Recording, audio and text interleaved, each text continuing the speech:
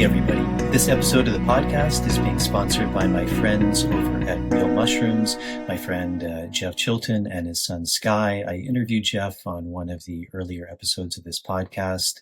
Really happy that they're sponsoring this podcast. They sell medicinal mushrooms, things like reishi, chaga, lion's mane, turkey tail, cordyceps.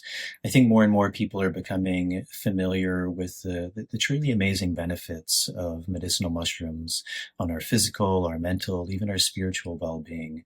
They're an amazing company. They're one of the few, if any, companies that's not only 100% organic, but 100% mushrooms, and that's really rare. A lot of companies have fillers or additives, or also important, it's not the mycelium that's grown on grain and mixed together, it's the actual mushroom, and that's a really rare thing. It's a really pure product. It's the only product, the medicinal mushroom product that I take. Super happy with them, super happy that they're sponsoring this podcast. If you'd like more information about them, you can check out their website at realmushrooms.com/universe to also receive 25% off of your first order. On this episode of the podcast, I sat down with Udo Erasmus. Besides having a really cool name, he is a really fascinating guy. We spoke about a lot. We went over 3 hours, which I think for me is always a good sign that it's a very fascinating conversation. We really began with his background growing up in the Second World War as a child and kind of the trials and tribulations that led to. We spoke about his journey to North America, to working with psychedelics, to his journey into religion and spirituality, kind of these ideas of self-inquiry, of knowing, his work as an activist and Greenpeace, and just these really beautiful ideas of finding peace and love within. Also really interesting guy in that he was the first guy to bring flaxseed oil to the market, and he's done a lot of research, not only on oils, but just health in general, and I think some of the practices that we do that aren't necessarily in alignment with that. So again, very fascinating conversation. I think and trust you all will gain a lot from this episode. If you're interested in working with myself and my colleague Merav Artsy, I believe when this is being released, we will still be a couple days before our remote plant medicine dieta, beginning August 23rd, I believe. And then we also have an in-person dieta in the Sacred Valley of Peru the entire month of November. So it's a beautiful opportunity to go deeper into this plant work, the healing, the learning, the magic that it has to offer. If you'd like more information about that, you can check out my website at nicotianarustica.org, and I'll put a link to that in the show notes. And then, as always, if you're able to support the podcast with the algorithms, that's a really big help. So if you're viewing this on YouTube or Rumble, hitting the subscribe button, turning on the notification bell, liking the video, and if you're listening to this on Apple Podcast or Spotify, leaving a starred rating and a short review, always very helpful. And then finally, if you're able to support financially, that's a really big help. Patreon is a really beautiful website. You can sign up for as little as $1 a month. There's also different tiers you can sign up for. Those tiers give you different things back too, things like early access to these shows, bonus material, Q&As. And as always, to all the patrons, to all the people supporting that way, thank you very much for your help. It really means the world. So I think that's it for the intro. And without further ado, here's my conversation with Udo. Running out from the maze, running out of the maze today. Running out from the maze, running out from the maze, running out from the maze today. I'm running out from the maze, running out from the maze, run out of the maze today. So we just hit the record button, and we were chatting a bit, and you started to go into some of your life story about World War I and growing up, and I said, well, why don't we just start recording? Not World War I. Come on, sorry, World War I World War ended in II. 1918. No, sorry. I don't want to date you. No, World War II. Yeah, absolutely. I was. So we were. My parents were from Latvia and Estonia, German-Swedish background, and when Hitler and Stalin signed their non-aggression pact, which they later broke. The idea is we're big and we're not going to attack each other. So, and then as part of that, Latvia went to the Soviet Union, and part of Poland went to Germany. But there was nobody from Latvia or Poland at the meeting. They just took it because they were big and they could. And my father had a farm in Latvia, and he loved the Russians as people, but he hated communism because communism took everything away from everybody, and everything was state-owned. So he lost his farm in Latvia, and got given a farm in Poland. And the Polish farmer whose farm it was ended up working for my father as my father's farmhand. And there was a little tension there, you can imagine. The guy just got his farm taken away and given to somebody else, and he's working on his own farm. So my dad said, well, look, we're living in really crazy times. So let's just run the farm the way the farm needs to be run. And when all of this craziness settles out, then we'll sort it out. And then he became friends. And so when the war ended and we were fleeing out of Poland westward into Germany, for what that's worth, and the communists were chasing us in tanks and trucks, and we're on dirt roads with no military presence, all mostly women with young children on horse-drawn hay wagons, because it was farm country they were fleeing out of. And the Allies, which we like to think of as the good guys, were using us as target practice. They were shooting us from planes.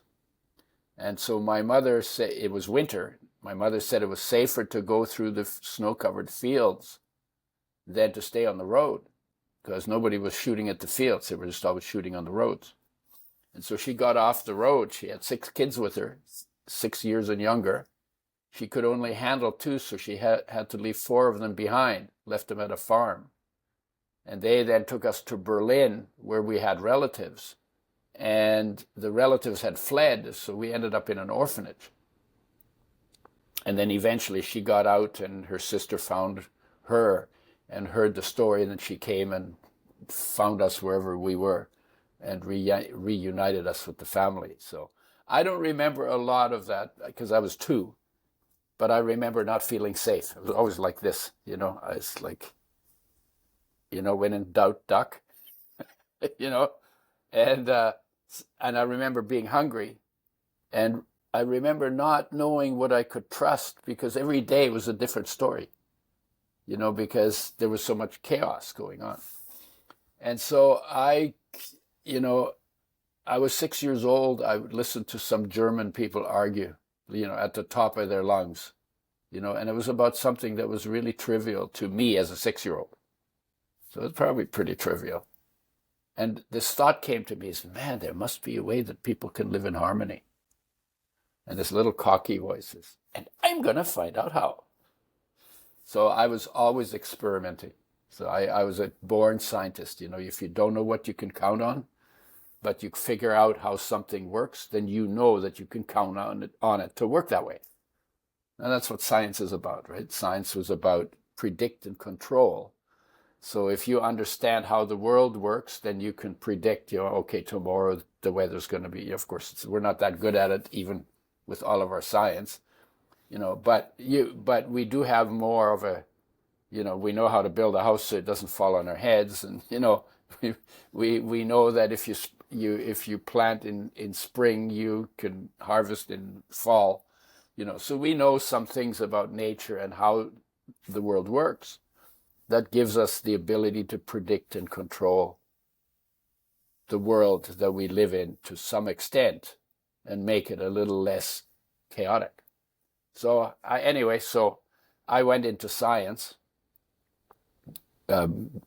physics, chemistry, math, which became very theoretical at university. So then I switched into biological sciences, because you got to be dead to live on this planet and not be enamored by nature, the flowers and the things that grow and the things that fly, and so I thought, what, I want to know everything about it, and I want to study biology not to get a job, but to appreciate life more. I was really, I mean, I don't know where all that came from, but I was pretty clear as a kid about like where I wanted to go. And it wasn't like a beaten path. So I ended up in biology, and I figured in biology, it's called the study of life. Bio is life. Ology is study, right? I knew my Latin word roots. This is a European thing. They all know their Latin and Greek word roots. So biology, so I thought at some point in my biology, we were going to end up with a beaker of something liquid and shining, and the beaker would be half full of it, and we would look at it. Wow, there's life. Because that's how I wanted to know life. You know, not life, what do you do for a living and like that. But I wanted to know what that thing was. Well, we never found life in biology. We studied form and function. We never studied life. No, you ask a biology student if they studied life, they say, oh yeah, we studied life. But if you think about it, they never studied life. Then I went into psychology, because soul, psychology, study of soul. Soul sounds like something that sounds mysterious. It sounds like something I'd want to know about. We didn't study soul in psychology. We studied thoughts, beliefs, and emotions. Then I went to medicine. I wanted to know what health is, because it's called healthcare. And I got into medicine, and within about 3 months, said, well, hey, we're only learning about disease here. So I thought, well, maybe we learn about disease first, and then we learn about health in year 3 and 4 or something. But I said, let me check it out. I went to the dean. I said, I came here to study health. What is health? He said, we don't know. We're working on it.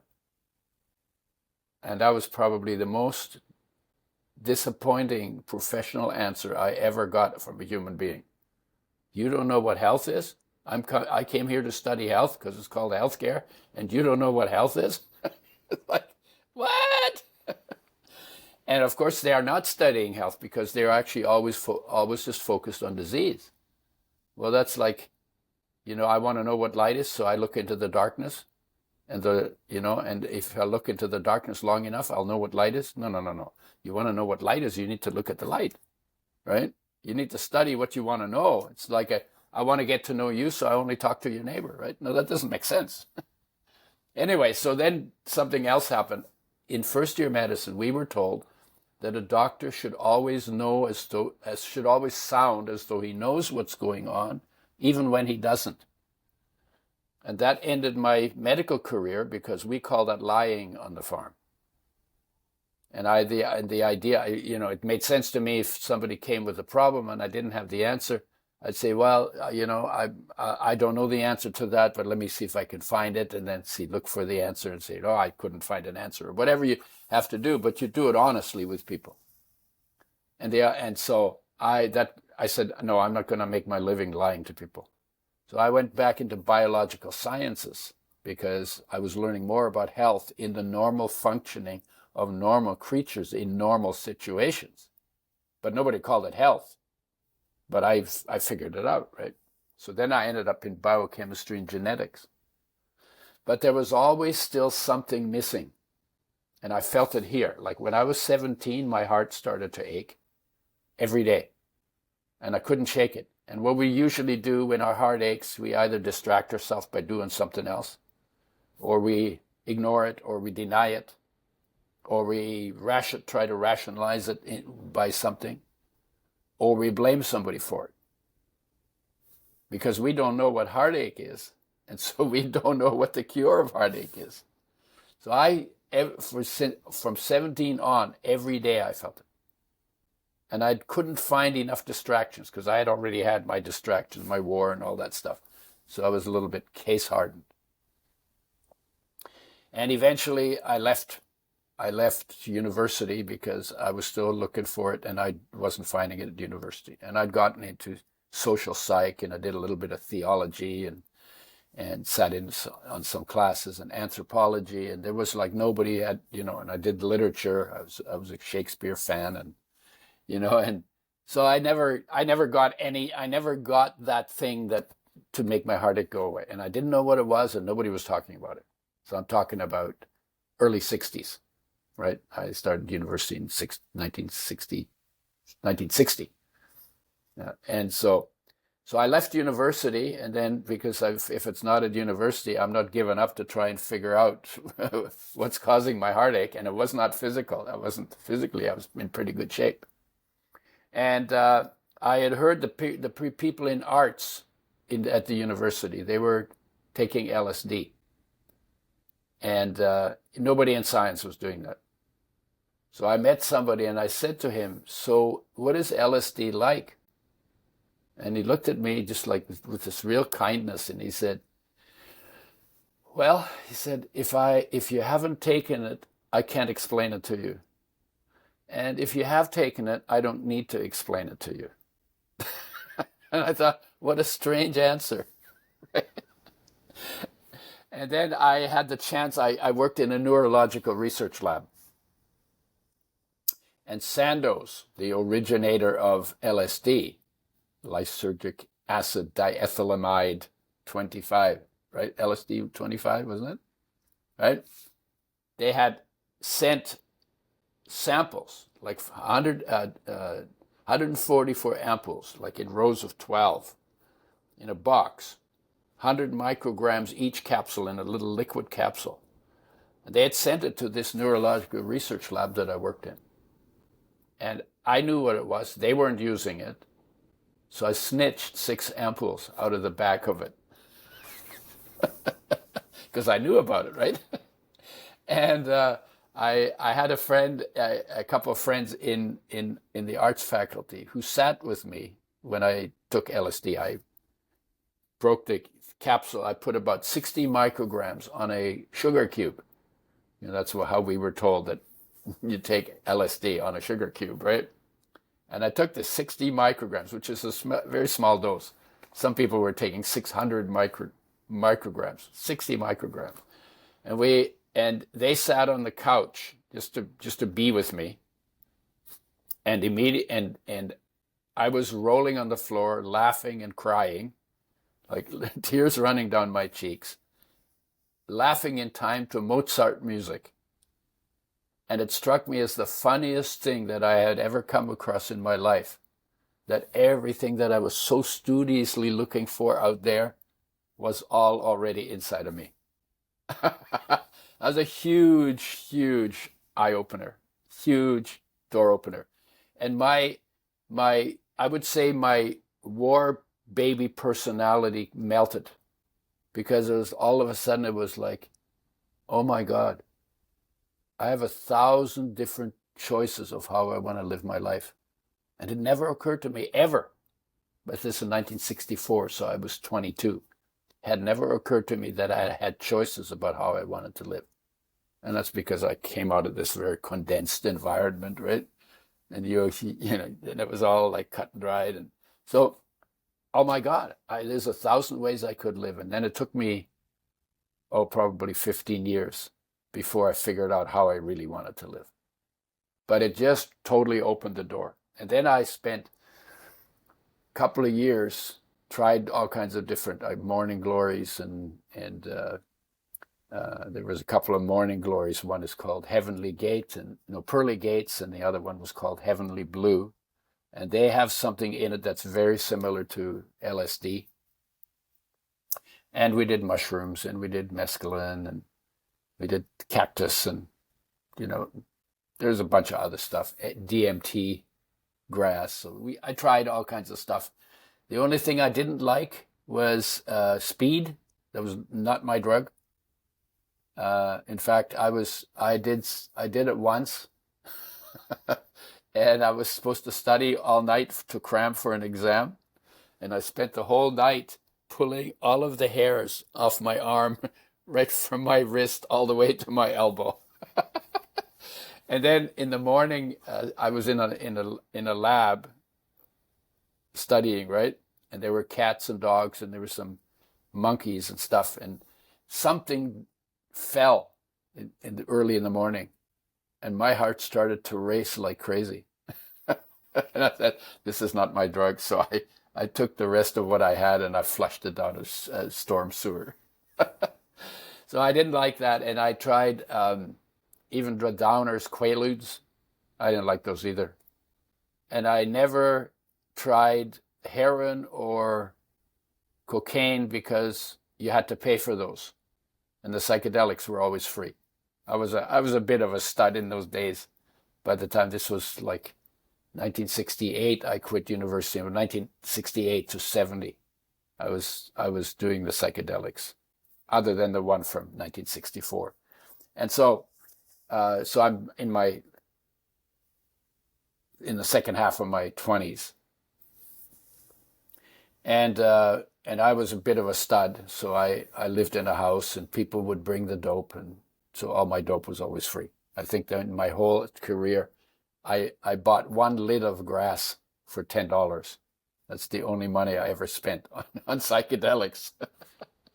So, but then I decided, like, psychedelics are, I had some amazing experiences, and mine were, which is really strange. We weren't religious, but my psychedelic experiences were all semi-quasi-spiritual religious, like crucifixions and the city of New Jerusalem that is made out of light, and I don't know where those references came from. And one of them was like a huge big cross on top of a person, and I thought it was me. And then above the cross, there was these little angel-type people made out of light. So I thought this was, oh my God, I'm going to get crucified. And it wasn't until many years later that I realized that black cross that looked so ominous was completely filled with light. And completely changed my idea of that. But so I had these experiences, and then I said, I only get one body, and the psychedelics are hard on you if you take a lot of them. And I did a fair amount. So I said, I'm not going to do any psychedelics for 2 years, just to get my body to recover. And so what am I going to do now? So then I got into, given that I'd had these spiritual experiences, I said, okay, well, I'm going to figure out, I was looking for a model. Who should I be like? Who is a person that I would like to be like? And the only one that really showed up for me in that question was Jesus. Right? So I said, okay, so what do I want to do with that? I didn't want to join a religion. That totally was not. I was not a joiner. I was always pretty much on my own, self-contained, right? But I decided that, here's this guy. They're still talking about him 2,000 years later. Nobody remembers my grandfather who died 50 years ago. I don't even know his name because he died before I was born, right? So why are they still talking about this guy? What was different about him than about my grandfather? I said, I'd like to know what I don't like to know. And so then I kind of started reading. In the beginning was the Word. It's the Gospel of St. John, right? In the beginning was the Word, and the Word was with God, and the Word was God. And it goes on. And then Word became flesh and dwelt amongst us, full of grace and truth.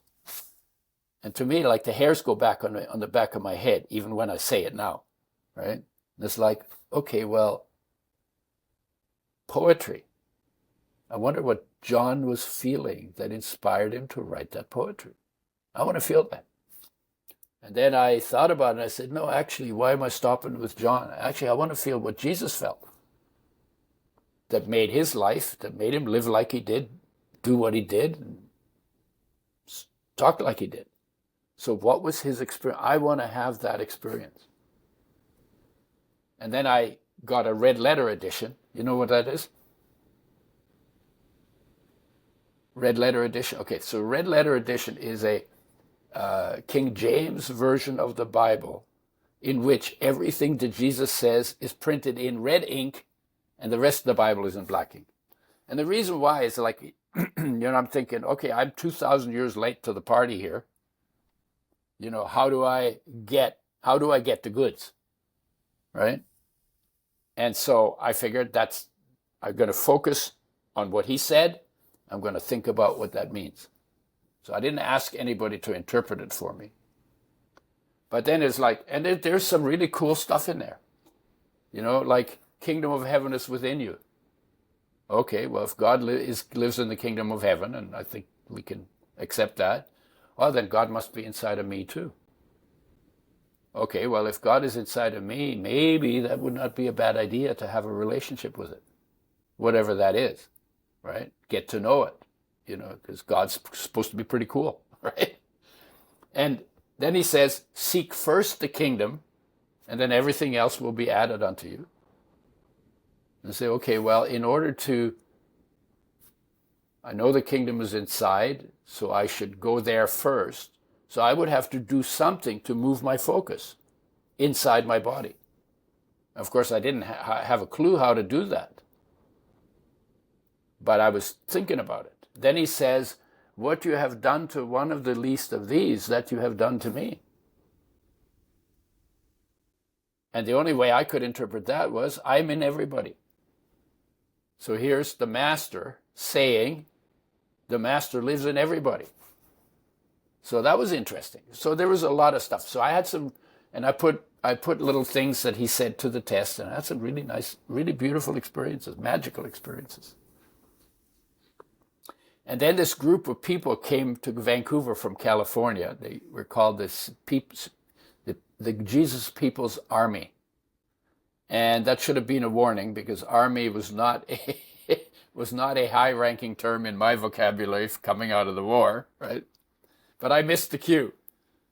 And they had a coffee house, and they invited people to it. And I said, okay, well, they must be, this is my head tripping, right? It must be trying to figure out what I'm trying to figure out. So probably they're all having experiences, and we're going to get together, and we're all going to share our experiences, and everybody's going to learn from everybody, and we're all going to leave the evening enriched. That's how I thought it was going to go. So I went to their coffee house, and I sat down at a table, and this other guy just immediately swooped into the chair next to me, and was like clockwork, right? That should have been my second cue. But I missed that one too. And I didn't introduce myself. I just looked him in the eyes, and I said, it must be possible to see God and live. Because we were told as kids, God loves you unconditionally, and he keeps you alive while you're asleep, and he makes a world for you to live in, and he provides everything, but if you look at him, he kills you. And I was like, that doesn't make any sense. Somebody who loves me, really, really, really loves me, kills me because I looked at him. So, and I thought this would be the beginning of a nice, deep conversation about a pretty good topic. Well, that's not what happened. He jumped out of his chair, and he's dancing around the room, screaming, and his arms are waving over his head, and he screamed at the top of his lungs, "You're from the devil! You're from the Antichrist! Get out!" So I go slinking out of there, and I'm standing on the sidewalk in the dark, and say, I haven't really seen God, so maybe I shouldn't have been asking that question, right? And I got really confused. It was like, oh my God. It was like, and with desperation, sometimes you get sincerity. And it was kind of like, oh, I really want to know, right? So I hitchhiked into nature to clear my head. That's how I used to clear my head in those days. And I ended up on a beach called Long Beach on Vancouver Island.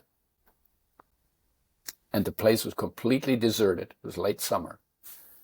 And just me and the logs on the beach, right? And somebody had draped plastic over the end of some logs and made like a little dwelling in there.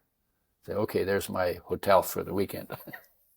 And you couldn't stand in it, so you had to crawl in it. So I went in, I crawled in, and I lay down, fell asleep. And in the middle of the night, I woke bolt upright from dead asleep. And there was this being made of light, not drug-induced. I hadn't done drugs for two years. Standing and embodying a message. No labels, no conversation. But the being embodied a message. And I could put words to the message, and the words were, I am come not to judge, but to love. I am come not to judge, but to love. Wow, there's the essence of the Master's message. Buddha said something like that. Jesus, as close as we got in the Bible, judge not that you be not judged. But I am come not to judge, but to love it's a better summary of the message of the Master.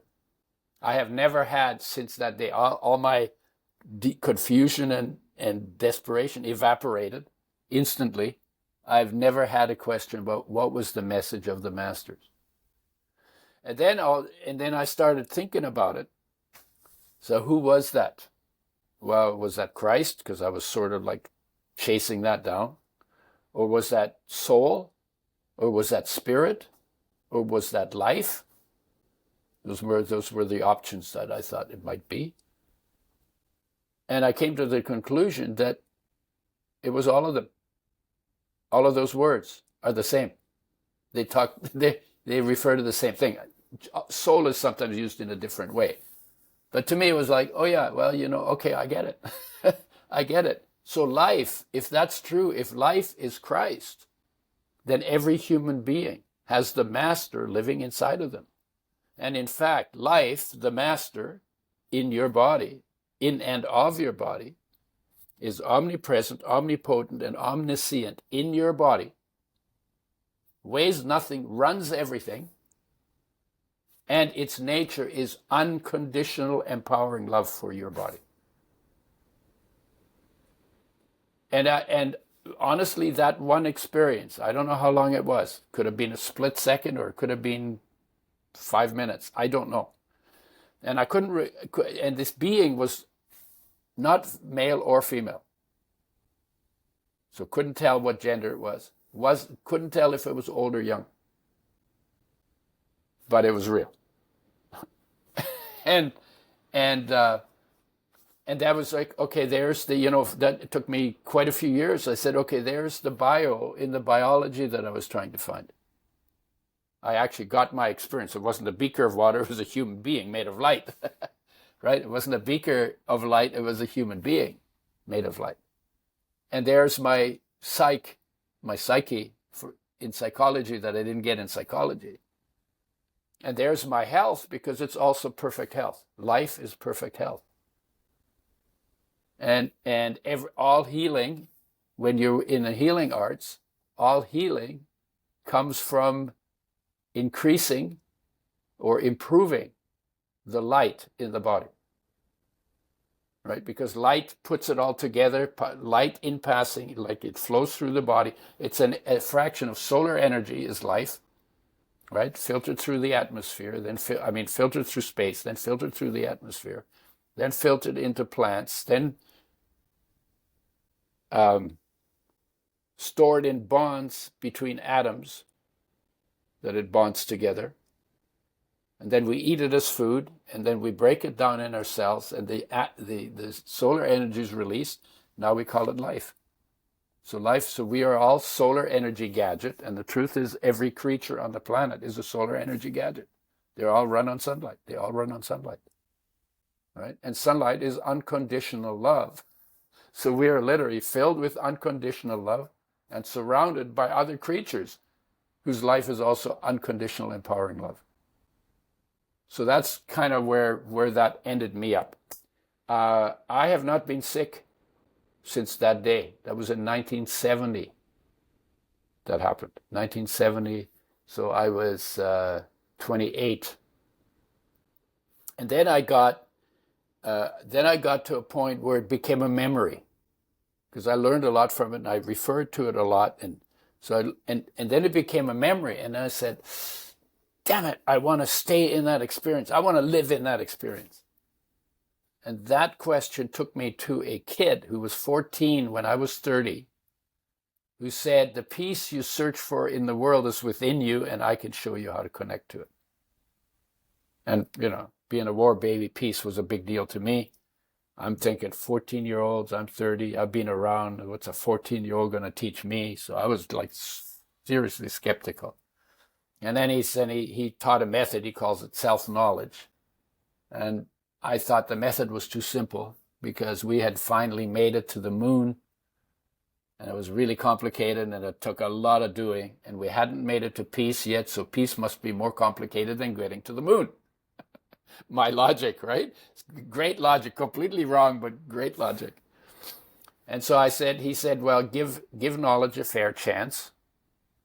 And he didn't say what that was. I said, okay, well, I'll practice because I said I would for 6 months. If I notice a difference, I'll keep doing it. And if I don't notice a difference, I'll just quit and look for something that does work. So I was with a woman. We got into arguments, major arguments, all the time. I would just have to say one thing and she'd immediately take the opposite view, and then we would go at it. And we were living in the mountains in Colorado, 9,100 feet honestly in a beautiful place in a little cabin. And it would get so intense. It was like, I'm either going to belt her or I need to leave. And so I would always leave and go and sit in the woods on a log and do the practice for 5 or 10 minutes. He suggested an hour, but I couldn't sit still that long. So 5 minutes, I'm doing this practice. And after 5 minutes, I said, we argued about that. That's as trivial as the stuff I saw those old people doing in Germany when I was 6 years old. And so I realized that if I did the practice beforehand, and it's a stillness practice. You sit down, you close your eyes, and you bring your focus inside. That's what all stillness practices are about. And that means it's about getting to know yourself. That's why it's called self-knowledge. Because if you want to get to know yourself, you probably need to spend some time with yourself. And time with yourself, not distracted by everything else. Right? That's the point of a stillness practice. So by the time the 6 months were up, I noticed that if I did this practice before we got into the argument, I wouldn't rise to the bait. So by the time 6 months were up, I said, wow, this works. I'm still doing it. It's like 52 years later. He wrote a book. He was 14 then. He's going to be 68 this year. He wrote a book called Hear Yourself. Hear Yourself, How to Find Peace in a Noisy World. So it's a cool book. It's fun to read. And I know many of the stories he tells because I've been around it for so long, and some of the tours he took and some of the things that happened. It's very, very cool. 1980, I got married. So after this, I never told anybody about this experience for 31 years. Because it was my question and it was my answer, and there was nothing in that experience that said, go tell everybody. So this was like a gift for me, and I really appreciated it. And it was kind of weird, so I wasn't sure how to talk about it anyway. So I never talked to anybody about it until 9/11. 9/11, I realized that discontent people will always spread discontent. And if people who know what contentment is, and I'm one of the people who claims to know what contentment is, if we don't spread contentment faster than they spread discontent, guess where we're headed? And then I said, okay, well, this needs to become part of what I do. At that time, I was working with oils and doing lectures and traveling quite widely. I did about 5,000 lectures. That's like 17 years every day, including Saturday and Sunday. That's what 5,000 lectures is.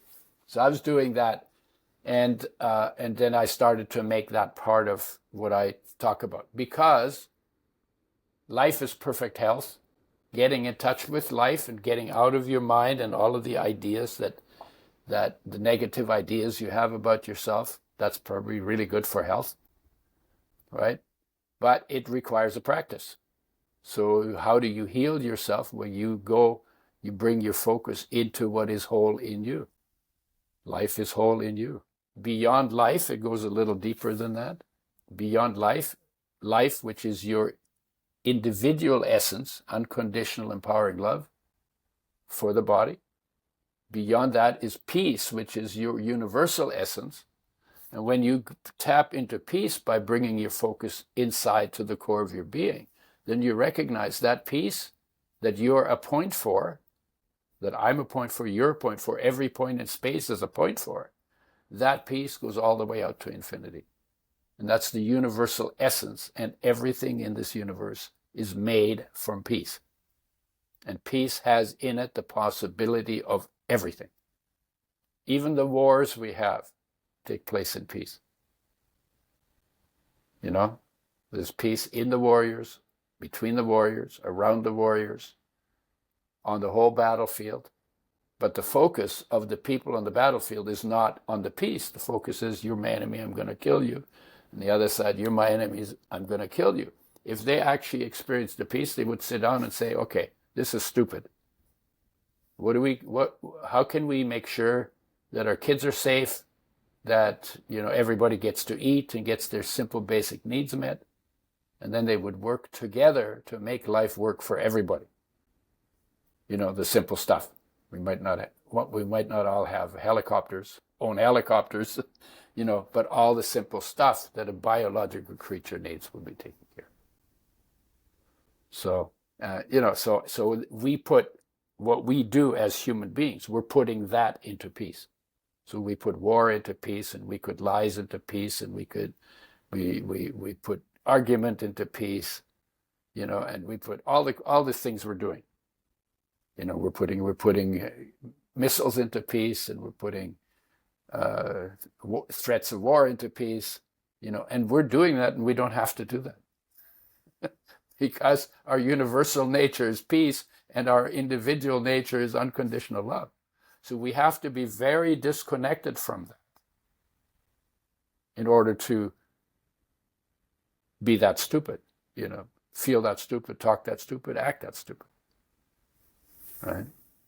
And when we were in our mother's womb, we were actually in that peace and in that love, because there was nothing to do and nowhere to go. The body was getting built by life. We didn't have an identity. We didn't know there's a mother around us. We didn't know there's a world around the mother that we were going to have to get to know later. You know, we didn't have to go pee. We didn't have to eat. Everything was taken care of. It was pretty safe. No language, no theory, no conversation. So it would have been, to most people, would have been the most boringest possible place you could imagine. But we weren't bored. We were in bliss. We were, you know, because there was no place to go. Our focus was at rest inside, in its source, in life, and beyond that, in peace. And there was no reason for it to go anywhere else. So we were literally in deep meditation for the 9 months or however long we spent in there. And then we got booted out, and then we had to get to know the world. So nature designed us in a way that when something changes out there, our focus is attracted out there through our senses. Because we have to figure out, is this friend to approach? Is this foe to fight or run? Or is this irrelevant to safely ignore? And we have to do all the time, whenever something, and the world of change is what? Your body changes, your mind changes, your emotions change, people change, and the environment changes. So in the world of change, you're always like being attracted to something. And if people want your attention, then they create change. You know, all the politicians say, change you can believe in. Change for the better. Change this, change that, right? And it's change, that's how they get your attention. Anytime something changes. You know, if I give a lecture and there's 2,000 people and I'm really on and it's exciting and everything, and there's a side door in the hall, and the door opens and somebody comes in late, I lose my audience immediately. My entire audience immediately is looking at the door, right? Of course, then they come back because they say, well, this is not dangerous, right? But that's how easily we get distracted by change. But most of the changes we get attracted to are not threatening. So we could safely ignore them, and we could safely, deliberately bring our focus to the place in us that is peace, that is love, and that shines into the world as inspired purpose. And then we could literally build a world of 8 billion people who help each other live better, not wreck themselves, not wreck each other, and not wreck the environment. And I think the big chore that is upon us as human beings is to find our way back to that place that we were in when we were in the womb, that we need to be in to base our life and our thoughts and our words and our actions on the universal peace, on the individual love, and on the shine of that love into the world. That's the job. That's the job of being whole is what makes you a healer. Wounded healers are not as reliable as healers who actually have healed themselves. This episode is sponsored by WWII Ayahuasca Retreat. WWII is the highest rated ayahuasca retreat in South America, with over 600 five-star reviews on Google. WWII combines authenticity, accessibility, and affordability. You'll experience powerful, authentic ceremonies led by indigenous shamans in a stunning venue located just 1 hour from Medellin in Colombia. Surrounded by nature, yet with comforts like hot water and Wi-Fi, it's the perfect place to connect, heal, and grow. WWII's team has guided more than 2,000 people through life-changing transformations, and they keep it affordable with retreats starting at just $645. Whether you're coming for healing, clarity, or a deeper connection to yourself, WWII is the best choice.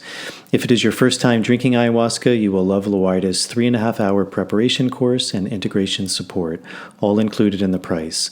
And if you mention the Universe Within podcast, they will offer you a free bodywork session during your stay. Sam Believ is the founder. I interviewed him on episode 166 of the podcast, and he's a really good guy with a good heart. So if you'd like more information, visit lawida.com to book your retreat or to learn more, and there'll be a link to that in the show notes. Anyway, I could rant, but what do you think?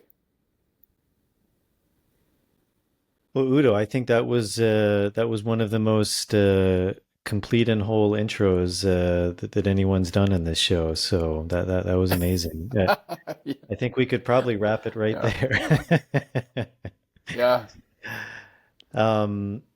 No, that was beautiful. I mean, I was with you that whole time. I think you really took us on a journey there.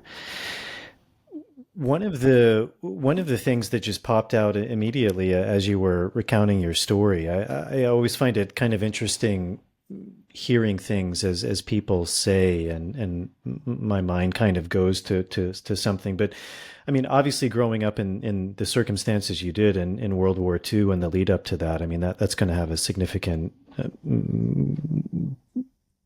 effect on how we see the world for anyone. But something you said was really interesting, which is that you were saying like the Allies also would shoot at you, and I wonder if that's ever something you thought about. You also mentioned that like in 9/11, you saw very clearly this idea that the seed of discontentment sows more discontentment. I mean, that's the idea of karma, and the seed of contentment sows more contentment. But often in these very pressured situations like a 9/11, it's very easy to go into the darkness. It's very easy to go into the division. And I think it's quite rare for people who can really stand for something, who really believe in something and have principles. I think that's where things really shine. I mean, I think COVID was a very profound example of that too. Like, what do you really believe in? Like, do you believe in union and harmony, or do you believe in division? But the thing that stood out when you were saying is this idea, and I wonder if you've ever thought how that shaped your worldview, which is this idea that maybe things aren't always so black and white. I mean, for a long time, I was very anti-war and still am. I mean, even in 9/11, like kind of a long story, but even I think I lost jobs over this stance of like, I don't believe the correct response to something like that is more aggression. Like that's the same energy that perpetuates war. But I wonder that experience in your early life of seeing that maybe things aren't so black and white. You know, this idea that, like, my wife is Russian, for example, and having this love of Russian people, Russian culture, and at the same time seeing that maybe communism isn't so good. At the same time, like, we can say, like, yes, maybe there was a justification for World War II, and yet at the same time things aren't so black and white. Like, one side isn't necessarily 100% good and one side is 100% evil. I wonder if something like that, if you've ever thought that kind of shaped your worldview, because I think so many of us fall into these very binary categories of something is good or something is not good. Medicine, it has to be practiced this way or it's not practiced. Psychology has to be practiced this way or it's not good. And if those experiences when you were younger gave you this more nuanced way of seeing the world and really trying to discover for yourself, like, what is truth rather than just necessarily accepting it from the outside. Well, I think I look back at the war now. It was not fun when I was in it, but I look back at it now as a huge gift. And I don't wish it on anybody, but it was a gift because we got stripped of everything.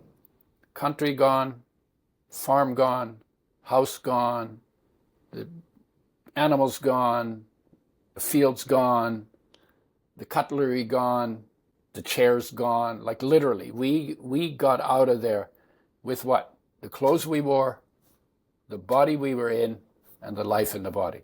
Everything else got stripped. So I literally grew up without culture or without faith in culture, right? Because the culture that I came from was gone. The culture I went into was part of the cause of the war, and the culture that I'm now in was actually shooting at me when I was 2 years old. So, and then my parents had gone through, in Latvia, through the First World War, which was immediately followed by the Bolshevik Revolution, which was immediately followed by the Depression, which was immediately followed by the Second World War. And they couldn't get the hell out of there fast enough when they had a chance to do that, right? And so they didn't trust anything. Not big business, not big government, not big medicine, not big anything. And they would say, my father especially said, question everything. And we grew up that way, literally question everything. Somebody says, oh yeah, who says? Oh yeah, well, is that true? Even like when this kid showed me a way to get to myself, the first thing I did was question it. Said, I don't know. And then so you go at everything with skepticism.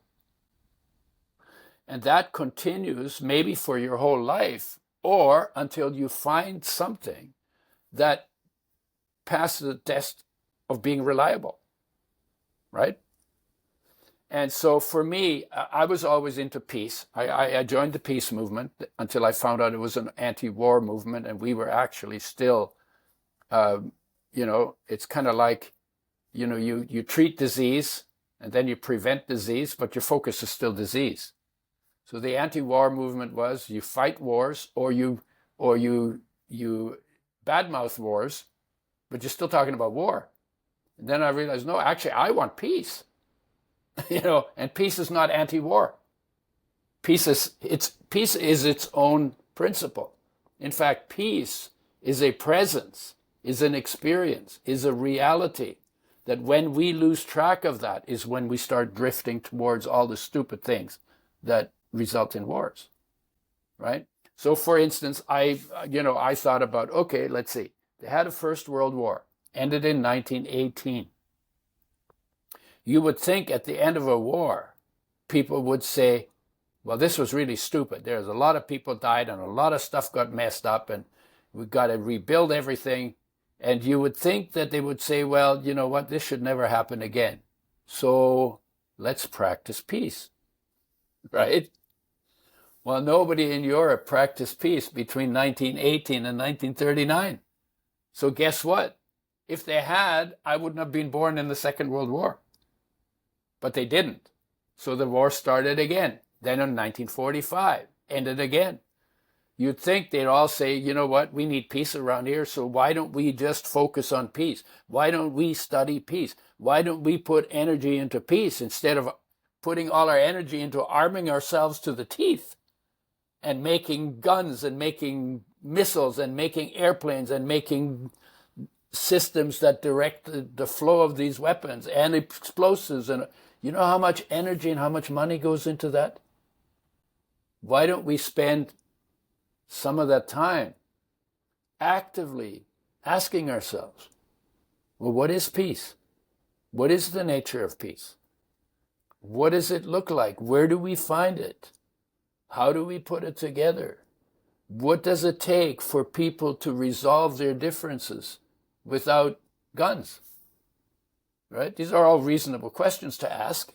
And if we ask them seriously, we might actually find, like I did, that peace there is more peace on this planet. You know, a galaxy explodes in peace, and peace is not affected by the explosion, right? The battlefield in Europe is people are blowing each other up, but the battlefield is not affected. The space is not affected by all the craziness that goes on. But we are, right? So we have so then the question of how do we create the situation where peace is possible? Well, it has to start with me as an individual, because if I don't have any peace, you know, it's like whatever my state of being is, I'm going to manifest that, right? If I'm angry, I will see enemies where there are none. And I'll create enemies just to be true to my state of being. If I'm fearful, I'll create danger. I'll see danger where there isn't any, so that I can hide from it, right? And if I have peace, I will see peace everywhere, because peace is everywhere. Everything that evolves, everything that is created out of peace, lives in peace, and dissolves back into peace. And it's real. And when you experience it, you know, it's like when I turn my television off, you know, because one of the ways you not have peace is keep your television on, because they're always telling you everything that's wrong everywhere. So one day I turned it off, and I sat in my living room, just right where I'm sitting here, and I didn't have anybody on the screen, right? And I was sitting here and just listening. Oh my God, it's so peaceful here. I'm filled with peace. I'm surrounded by peace. And I never noticed, because I was just focusing on the blah, blah box. Right? And so then the issue is, it has to be deliberate. You know, going out into the world through our senses, that's automatic, because we need to do that for survival. Coming back home has to be deliberate. And coming home being deliberate is a problem, because we're not that deliberate. So guess what? We have heartache. Heartache, you know that feeling in your chest, heartache, when somebody dumps you, or your grandmother dies, or something you really loved ends, right? We have like 100 words for it, more than 100. I've got 10 pages of words used for this uneasy feeling in your chest. And we call that uneasy feeling all kinds of different names, depending on what triggered it. So if somebody dumped me, I call it the blues. If I want to get undumped because I don't have a girlfriend, but I want one, I call it loneliness, right? If I have a fight with my so-called precious other, and I didn't see it coming, and it just happened, and I just got into it, then what do we call that? Sometimes heartbroken. You know, sometimes, you know, somebody, you have a shit fight with somebody, all of a sudden, you know, you love them, and all of a sudden you said something and she said something, all of a sudden you had a shit fight that you weren't expecting, and then your heart aches, right? You know, because, you know, well, that ache is not caused by what triggers it. That ache was caused by our normal, natural, necessary disconnection from ourselves in the process of bringing our focus into the world. So we went from focus inside, not outside, to more and more focus outside, not inside. And it's the disconnection from ourselves, or it's the disconnection of our focus from our own inner self that created heartache. And heartache, so the cause of heartache is our own disconnection, not the triggers. And it's really important to make that distinction. A lot of people say trauma causes heartache. No. Trauma triggers heartache, but heartache was caused by our natural disconnection from ourselves. And that happens to people who are traumatized, and that happens to people who are not traumatized. The disconnection is natural. It's part of the journey. Part of the human journey is the disconnection. Part of the human journey is heartache. What do you do with heartache? Well, you distract yourself from it. I already went through that. You distract yourself from it, or you blame it on somebody, or you ignore it, deny it, rationalize it away, try and find some way to not feel it. And what the wise people say, so I'll try and be wise right now, the wise people say, no, no, no, no. When you feel heartache, sit with it. Be with it. Feel it. Accept it. Acknowledge it. Might not be comfortable. You might have some tears. It's not going to kill you, though. Feel it. Maybe even be grateful for it because it just pulled you out of your head and put you into your body. And then, like less than a hair's breadth behind heartache is your reconnection to yourself. So heartache is actually your call. It's life calling you, or your heart calling you to come back home. That's what heartache is, right? And it's and as a symptom, it's letting you know that you're not home, right? You're not home, come home. That's what heartache is. That's what heartache. And how useful is that? Because if we never had heartache, it's kind of like thirst for water. Thirst makes water meaningful. If you never got thirsty, you would die of dehydration because you would never be motivated to drink. It's like hunger for food, right? If you never got hungry, and sometimes people are on drugs that make their hunger go away, or on other reasons, their hunger goes away, they don't eat, you would die of starvation because there was no hunger to remind you it was time to eat. And the same thing with breathing. You say, okay, I'm not going to breathe anymore, right? And then you breathe, right? Because something says you got to breathe. You go underwater and you didn't get enough air, or you stay down too long, and then the need to breathe becomes intense, right? Same, you got to go to the bathroom. It gets to a point where it gets your attention, right? And then it feels really good to relieve yourself. It's divine, right? And heartache is that for the feeling of wholeness, of peace, of love, of completion, of fulfillment. That's what it's for. So the idea of trying to distract yourself from heartache is really, really, really an unproductive idea. So let's not do it. And there's, I've given talks on heartache, and I do like a 30 question interview with people in groups. So they all get to hear each other. Everybody answers every question. No, only participants, no observers. And everybody gets to hear each other's questions. I have never, and I've done this with the biggest group was 2,100 people. I have never met a person who doesn't know what heartache is. Isn't that interesting? Everybody knows what heartache is. Everybody, except one guy. He was Japanese. He said, no, I never feel heartache. And halfway through our conversation, he says, "Oh yeah, I do feel heartache sometimes."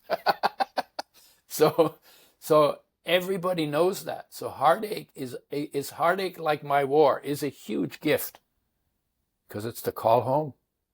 If you never had heartache, there'd be no motivation to do something about it, right? If people feel heartache, they'll sit still and do their stillness practice and find themselves inside. If they never felt any heartache, they'd say, meditation, that's just boring. That's too boring. I can't do that. That's too boring. But as a little kid in your mother's womb, you were in that same boredom and you were in bliss, right? And why do we call it boring now? It's because we're addicted to doing, to thinking, to talking, and to doing, right? And then you sit through the addiction, and inside of you, a little deeper than your thoughts and behaviors and of addiction, unconditional love, and all-encompassing peace. Right? It's very cool. So yeah, so does how you grew up? Yeah, I think the reason why I started thinking about this so early gave me an advantage of people who grew up comfortably in a culture and believe in the culture. But the cultures themselves are destructive. And in some ways they hold groups together, but they always separate them from other groups. So the Jews are the chosen people, and then the Germans think they're more chosen, and the Italians think they're even more chosen than the Germans. And everybody wants to be a chosen person. And the truth is, life chose 8 billion people. We're all chosen, right? So to separate groups of people by the concept of chosenness is itself destructive, right? Because the truth is we were all chosen by life. And when we get unchosen by life, that's when the body gets burned or buried, right? I think that's such a like I think sometimes people can hear things and it resonates as true, but then we also can forget it. And I think that's such an important point that you bring up, and such an important distinction. Like this idea that even though you were against war, you were anti-war at a certain point, similarly to what we were speaking about, that still feeds the energy of war. Yep. And it's a much different energy than being for peace. But because one, again, is separating, another is generative. It is the force of life. It is moving towards something that's creating rather than trying to destroy. It was very interesting because for many years I facilitated at a big plant medicine center, and often in the beginning we would go and try and kind of ask or focus on try and get to people's intentions of why they were there, and it was always very fascinating for me because I can't give an exact percentage, but the vast majority of people, usually the intention was something in the negative. It was anti something like. I don't want fear, or I don't want anxiety, or I feel lost, or I'm not happy. It was very difficult and very much an art, and sometimes a very difficult art to actually focus someone on, well, what is it that you actually want? And it was also very interesting. We would often go on these plant walks with these indigenous healers, and they'd come across a plant that they were working with, and all of the guests would be very fascinated, like, oh, what this plant, this tree, Chiricsanango, for example, like, what is it good for? And usually the answer was something like, well, it's beautiful medicine, and it was always a very dissatisfying answer to the guests. Yeah, because they wasn't fixing something negative. Exactly. They wanted to know, well, it treats this, it's good for this bad thing. Yeah. And it took me a long time to also realize that there's a different cosmovision that's very powerful, that's very potent. Like even with that idea, as you said, of sickness, there's something in wholeness where we can still accept that, yes, maybe there's some imbalance or something is not functioning the way it should be. But what is my goal? Is it to focus on health or is it to fight the illness? And it's a very different mentality. And I just think it's something that really can't be understated. And there's so much wisdom there that even that one example, like there's a huge difference between being anti-war and being for peace. One of the, one of the things, like looking at wars and looking at revolutions, it occurred to me that, every revolution has been a failure. I don't know one political revolution that hasn't been a failure. So like you take China, right? In China, they had where they started, in 1929 with Mao. He was a revolutionary. They hated the government. And it took them 20 years, I think, till 1949. They overthrew the government. 70 million people died in that revolution. And then when Mao became the leader, because he won the revolution, he did not have a clue of how to govern. And all the revolutionaries were really clear about what they hated, and they had no idea about what they loved. And the same thing in all of the stuff that's going on these days, right? It's like, you're against that, and you're against that, and everybody's arguing about what they're against. What does your perfect picture look like? What is the thing that really works? Because when you're a revolutionary, we want something that works. Well, you got to build it in your head, and if you make it to government, then you got to build it physically. But nobody's doing that.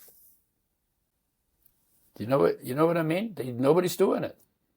So where's the vision of the world that we want to create? And how much time are we giving to creating that world in our mind and in our actions? And if you actually look at all the people who want to change the world, most of them have no idea what that world would look like. Right? And so they haven't done the work on themselves. It's all negative. It's all it's not. Your life is completely positive, and your peace is completely positive, and the shine of that life into the world is completely positive. But in your head, it's all negative. Right? And you can't build a better world with the negativity that you're complaining about. So then you have to suck back and say, how do I bring the peace and the love and that shine that are my nature? I'm wired with that. We are all wired in that. How do I bring that to expression in the world? And the thing is, when I feel cared for by life, it's a kind of a cool story. There was a time when everything I looked at, there was always this, what can I do that'll get me taken care of? Because I didn't feel taken care of. Even though I was, but I didn't know it at the time, right? So, and there were things that needed to be done. I wouldn't do them because I couldn't see how they would take care of me, right? Then I started doing the practice, and I started feeling cared for, and my orientation changed. And it didn't change. I didn't have to sit down and figure it out. It changed automatically. Then it was like, okay, I'm cared for. And if I don't feel cared for, I know where to go to feel cared for. So this is not about anybody else ever, because it's my disconnection and my reconnection. So that's within my realm of control, right? So now I feel cared for. Okay, well, what should I do with my life? There's nothing left to do with my life except to help. You know what I mean? I'm taken care of. Okay, so now let me help where I can. And then it's like, okay, help where I can, do what needs to be done, not because it's going to take care of me, because I'm already cared for. So I don't need to limit it that way, right? It's because it needs to be done. And you could say, okay, so how can I make the biggest splash for good in the time that I have? So my orientation for how I deal with the world has completely changed. And not only that, if you think about all of the things that could be done, the single most important thing that is really going to be effective is that 8 billion people discover their heartache, sit with their heartache, find their way behind the heartache into the unconditional love and the peace that is their nature, and transform the way they live into the world, because the quality of their experience of themselves has changed in a good way.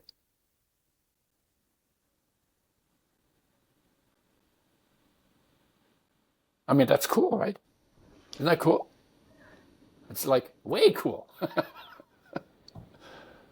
right? And the thing that's always funny is that when we get so intense about, yeah, but what about this and what about that? You know, we are wired as human beings for the peace, the love, and the inspiration that we all wish we had.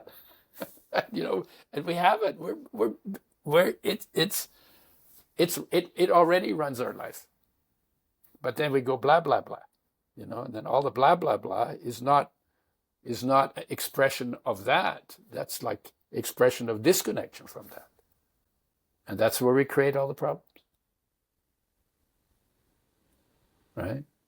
All right. You know, there was a time when I was 26. I was complaining about the war. Well, what do you expect? I was born in a war, blah, blah, blah. So it was like very negative. And I was really good at being negative. You could talk about anything in 5 minutes. I could tell you everything that was wrong with it. I was really good at it.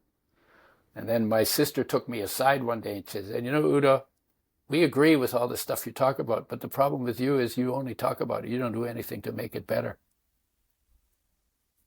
That's why I started. That changed me. It's like, oh yeah, that's really true. I'm not making anything better, right? And I was 26 years old, sitting on a porch in the summer, just sitting there, not doing anything. And all of a sudden it occurred to me, oh my God, something, the whole time when I went through all my dramas and all my traumas, something took perfect care of me. I have never given that a moment's notice. I have never said thank you. I have never tried to make friends with it because it's been a damn good friend, right? And here I am, the war ended when I was 2.5, and now I'm 26, I'm still bitching about the war. And every day, every time I bitch about it, I'm creating it again in my head, right? So it was like, okay, well, maybe something here needs to change, right? Then I moved to the mountains one time. You know, I was living in Colorado at 9,100 feet. I told you a little bit about that, right? And I did that because I was in Vancouver and I hated the city. And I came to the conclusion that there's no life in Vancouver, kind of ignoring that I'm life in Vancouver and there's lots of grass and trees and flowers and things in Vancouver. But it's like, there's no nature in Vancouver. I'm heading out to nature. So we went to Colorado, lived in this idyllic place. It was beautiful. Like every afternoon, the clouds would gather and then you have a big thunderstorm and it would rain and lightning and the windows would rattle. And then the sun would come back out and everything was glistening. It was beautiful every day. That was a day in the mountains up there, right? And I got there because I wanted to get out of the city because I hated it and there was no nature there. And a week in up there, I noticed that what I hated in the city was up there with me. And I was like, oh shit, it's not the city, it's my attitude. I just realized it, right? Nobody said anything. It's like, oh shit. And then it was like, well, how do I deal with the attitude? I have no idea how I developed this attitude. So I don't even know where to start to dismantle it and create a better one. And that got me to the point where I said, I know there's a perfection within me. I know I'm not connected to it. I need to find someone who could show me a step.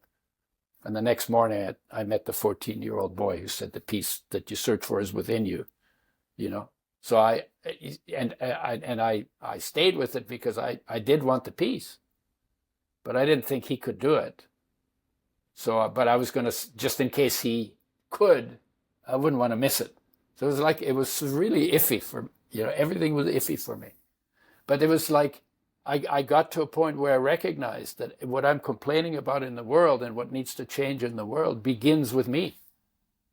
Something in me needs to change because my attitude, frankly, sucks. Right? And I think, and I think what we're doing on the planet, we are going to do whatever it takes. And it might be very hard lessons that will get us to a point where we recognize either through wisdom that something in us can better express the beauty of existence, or we learn through pain that something in us needs to change in a way that allows us to act better in the world. So we can do it through wisdom, we can do it through pain. And I think probably different individuals will do it in different ways, right? And then it'll be whatever the pain needs to be to get us to the point where we're willing to take a look at ourselves and make the change and take the time to be quiet and take the time to discover how rich we are and how loved we are and how content we are. Because that's what changes everything. What we have now. There's a joke I saw on Facebook. 2 pictures, cartoon, right? Guy at a podium says, "Who wants change?" All the hands go up. And then on the next one it says, "Who wants to change?" No hands. Right? So we all want everybody else to change, but actually I am the only problem in my life. And it doesn't matter if I could change all of you, I would still be a problem in my life. And it's only until I recognize that I'm the problem in my life, and what is the problem is my attitude. And I discover heartache, and I go through heartache, and I discover that, oh my God, what a blessing it is to be alive. What a magical, what a genius thing. That 3 buckets of water and a handful of dust and a little bit of air and a little bit of sunshine can be all mixed together to have the human experience. Right? Water can't have that experience. Right? But water with the other 3 can. Right? And then what is it that put this together? I came through parents, but my parents didn't make me. Life used my parents to make me. So I don't come for my parents, I come for life. I come from life and I come for life. And that might get the parents to lighten up on their kids a little bit and let their kids develop from inside more rather than from being pushed and pulled outside, right? Because we all came, like the master is life, so we all came in as, Christ children or Buddha children or whatever you call that, right? Or Krishna children, so we all came in like that, but we came into a situation where that's denied and not acknowledged, and something else becomes the talk of the day, and then we learn to disconnect from that, and then we get into all the stuff in the world. And so why did I have this problem? Well, because my parents had that problem. Why did they have a problem? Because their parents had that problem. You take it all the way back, right? And the reason why we don't live on heaven on earth is not because we're not living on heaven on earth, because this is heaven on earth, right? But nobody acknowledges it. And the focus is always on everything else. And literally the focus is on everything else except the fact that we are peace and love having an expired existence. Right? And then, just because I have peace and love in my life doesn't mean I still don't eat and still go to the bathroom and still move my chair around and still do podcasts and still do whatever I do as a human being. But the content is different because the feeling is different. And to cultivate that feeling in our lives is the only way that I know of how you can live a life really worth living. Even Socrates, he wasn't even a master. What did he say? The unexamined life is not worth living, right? And he said, know thyself. He could have said, know everybody except yourself. That's what we do. He said, know thyself. Why is that? Because in knowing thyself is where you're going to find all of that completes and fulfills your life. It's like it's already built in. It's not even like you have to build it. Right? You came loaded. You came into the world loaded with all the good stuff. Do you think that that's a bit of the kind of paradox of it? There's like a beautiful, I think, Zen or some tradition, the parable of this idea of God gave like this gift to humans, and he asked like all these wise men, where should I hide it? And one said, oh, you should put it at the bottom of the ocean. They'll never find it there. And one said, well, put it at the top of a mountain. They'll never find it there. And finally they got to the last guy, and he said, well, we'll put it inside them because they'll never look. Well, I don't know who came up with that story, but it's a pretty good reflection of how we tend to live our lives. But there's nothing in that story that says we have to live our lives like that. There's nothing in that story that says you can't look in your heart. It's just an acknowledgement that most people don't most of the time, right? Because that story also says, if he's in my heart, then all I need to do is look in my heart and find him, right? So even the story, you can interpret the story in a negative way, and you can use the story to say, oh my God, God's in my heart. He followed this kid's advice and hid him in my heart. Well, by God, I want to know him, and I want to, or her, or it, right? I want to know it. I'm going to look in my heart. Now then it's like, okay, well, how do you look into your heart? Because you can't just turn your eyeballs backside, to look into your heart. You look into your heart. And you ask your friend, hey, John, do you know what it takes to look in your heart? No, never heard of it. Okay, let's ask your mother. Okay, she doesn't know either. So who should we ask? Oh, ask the preacher. So he'll tell you some cuckabunga story, right? And then you ask the question until you find somebody who knows. The peace that you search for in the world is within you, and I can show you that peace. Okay, I don't know if you can or not, but let me see. Let's check it out. Right? But you got to ask the question. Right? It's the same thing. Like my question was, what did he experience that made him what he was? Or how can I stay in this experience on a moment-to-moment basis? Right? Or so it all comes from questions. Right? I guess it's a question too. There must be a way to live in harmony, and I'm going to find out how. It's kind of like a question, right? There must be a way. How can we live in harmony together? But the thing is, it was like not a question without an answer. It was like, I already knew there must be a way to do that. Right? Okay, how do I do that? I'm going to find out how. And so in that sense, it's like I started really early. There was a commitment there. And I've been on that. That's been my driver all my life, from 6 years old. And, I was lucky because I came out of a war, so that pushed me to go in that direction. I could have gone in other directions too, but but certainly the war and that experience, the discomfort and the don't know what to depend on, don't know how to feel safe, certainly was part of me looking for an answer to it. Right. Yeah, and it's a kind of a joke that there's 100 billion people have lived on this planet, and we have never developed a teachable field of peace or human nature, or a teachable field of total health based in nature and human nature.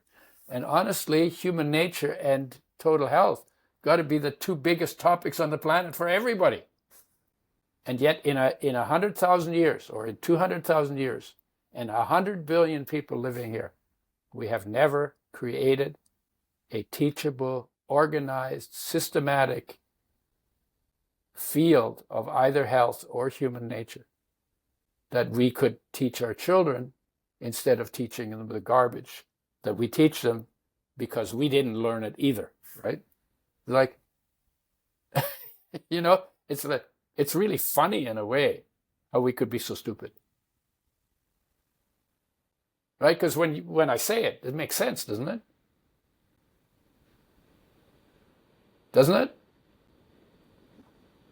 I would imagine a lot of these, even like in the West, like loosely using that word, we tend to trace our roots back to the Greeks and, probably even before that, the Egyptians, and who knows before that. I mean, depending on your worldview, maybe even older civilizations. But I think there was this focus on, as you said, that this idea of wholeness and wholeness being an aspect of health, and that really we have to have this inquisitive mind. I mean, that was even the foundation of like true liberal arts education, is like not necessarily being indoctrinated in one thing, seeing the world through one lens, but looking at it through this lens, like studying the stars, like even as you said very beautifully, like one of the things that I think a lot of people don't realize is even a field like psychology, and not to speak bad about them, because I think that there's goodness in all of these fields, but something that's often overlooked is just what you said. I mean, the root of that field is the study of the soul. But how many psychologists, when you go to them, is that even in their worldview? How much focus is on the nature of soul? I've met quite a few psychologists. I don't know one that made that distinction. Yeah. And same with biologists. I don't know any biologists that make the distinction that they never learned biology, that they never learned about life in biology. Yeah. They learn about the doing, but they don't learn about the being. Mm-hmm. Right? So it's very interesting. And so I interrupted you. It's one of the interesting things. I mean, speaking about health is often when they'll interview people who've had very long lives, and there can be very differing things as well. But I think one commonality you often find is this deep curiosity of life, like a deep, almost like a child's like openness to wanting to learn, to understand, to feel, to be excited by, as you said, the miracle of life, the heaven on earth. And, it's very interesting because even something like religion, and again, I think religion can be a beautiful thing. And certainly even speaking about things like Christianity, I mean, I think if you gave someone, a random person, the choice between being Christian and not being Christian, probably there's a lot more benefits to being Christian than not being Christian,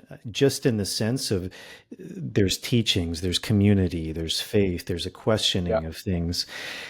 And yet at the same time, I think something you said is very interesting, which for you, when you came to Christianity, there was also this mindset of like, okay, there's this guy who was remembered. Like that's amazing. Like, as you said, my grandfather isn't even remembered, and that was just 2 generations or something ago. And yet over the course of thousands of years, this man or myth, whatever our worldview is still remembered. But I think something that is very interesting in what you said is that you wanted to experience what he experienced. And that's a very rare mentality. I mean, even most Christians, if you speak to them, there's a very fundamental belief that a human being cannot experience what Jesus Christ experienced because we fundamentally are not him. And all we can do is to confess, to believe, to say our faith, but there's never this idea that I could experience what he experienced because he was something that I will never be. That's a very different viewpoint than someone approaching that with, Yeah. I think, with those eyes of curiosity. Like if someone did achieve that, and even from very traditional points of view, like these ideas that Jesus was baptized, for example. So even though there was this idea that even he was never necessarily 100% whole or complete, he also in this life had to do worldly things. Like there was someone who, Yeah. in a way, initiated him. So he also was on his own journey.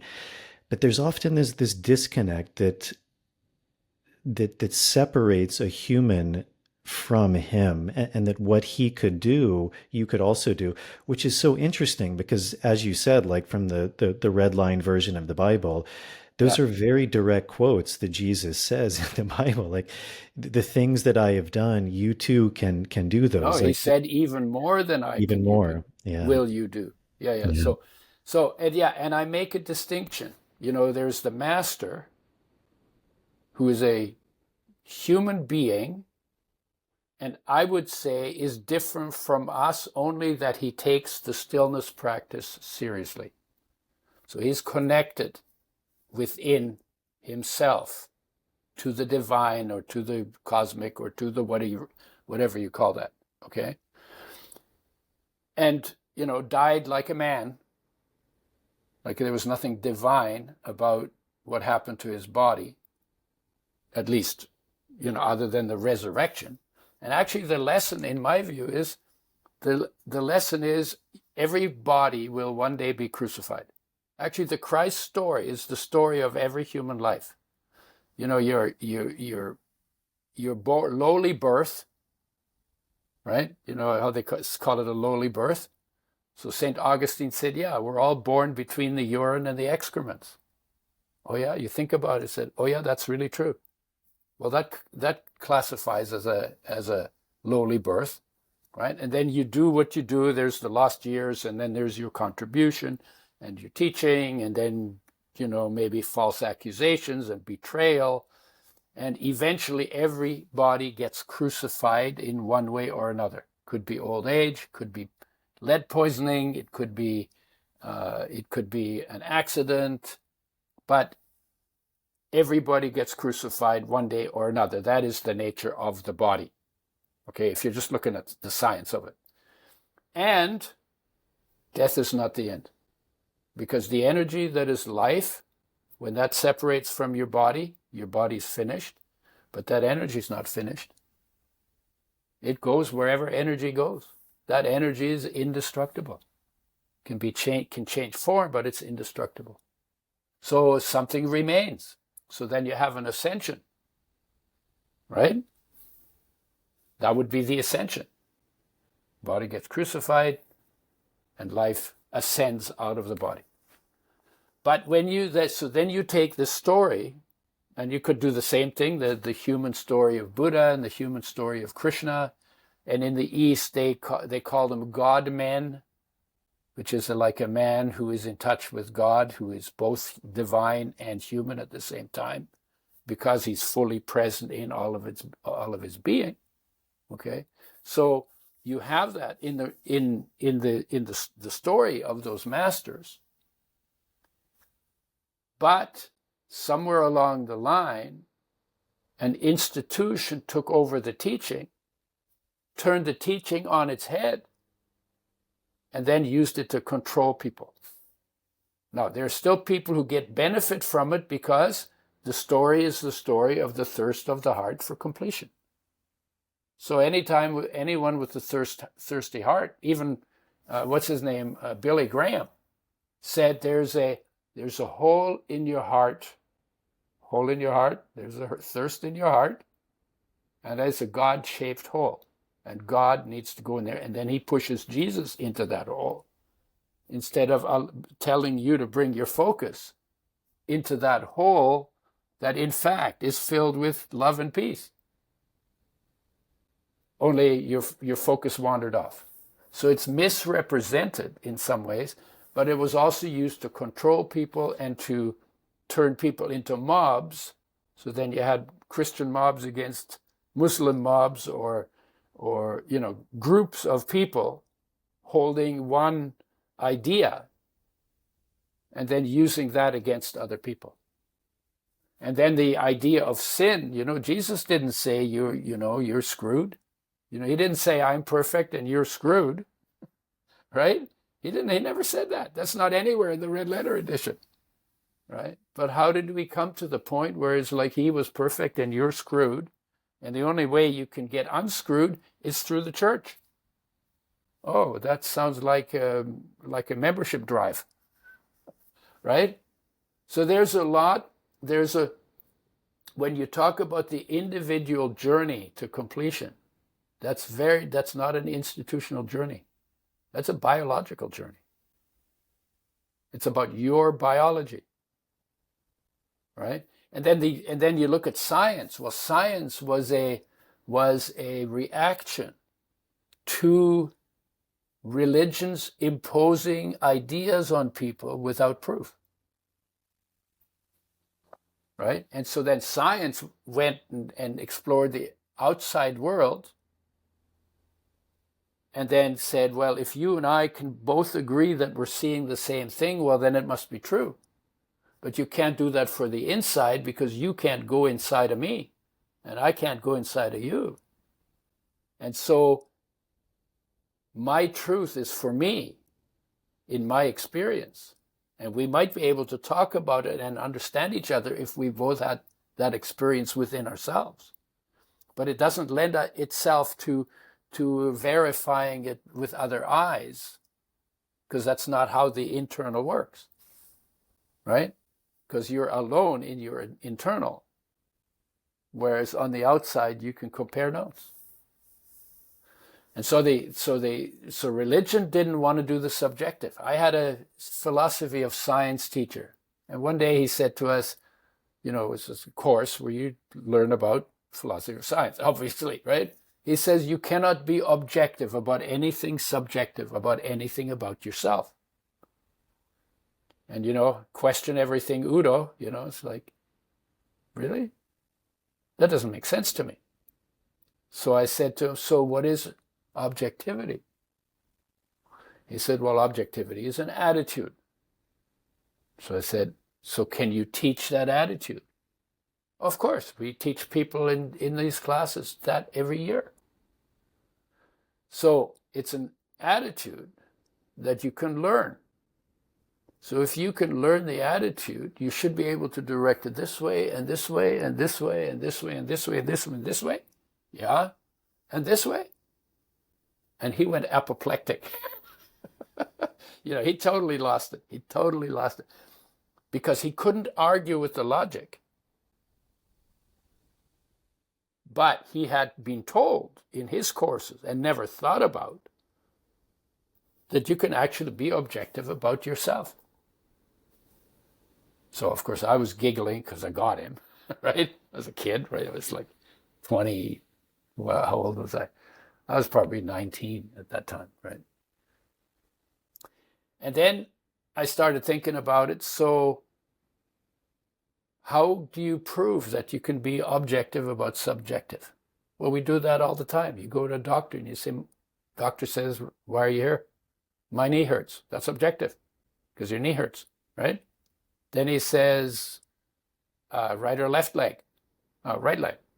Objective. Front or back? Back. Okay, objective. Then he goes and sticks his thumb in there and pushes.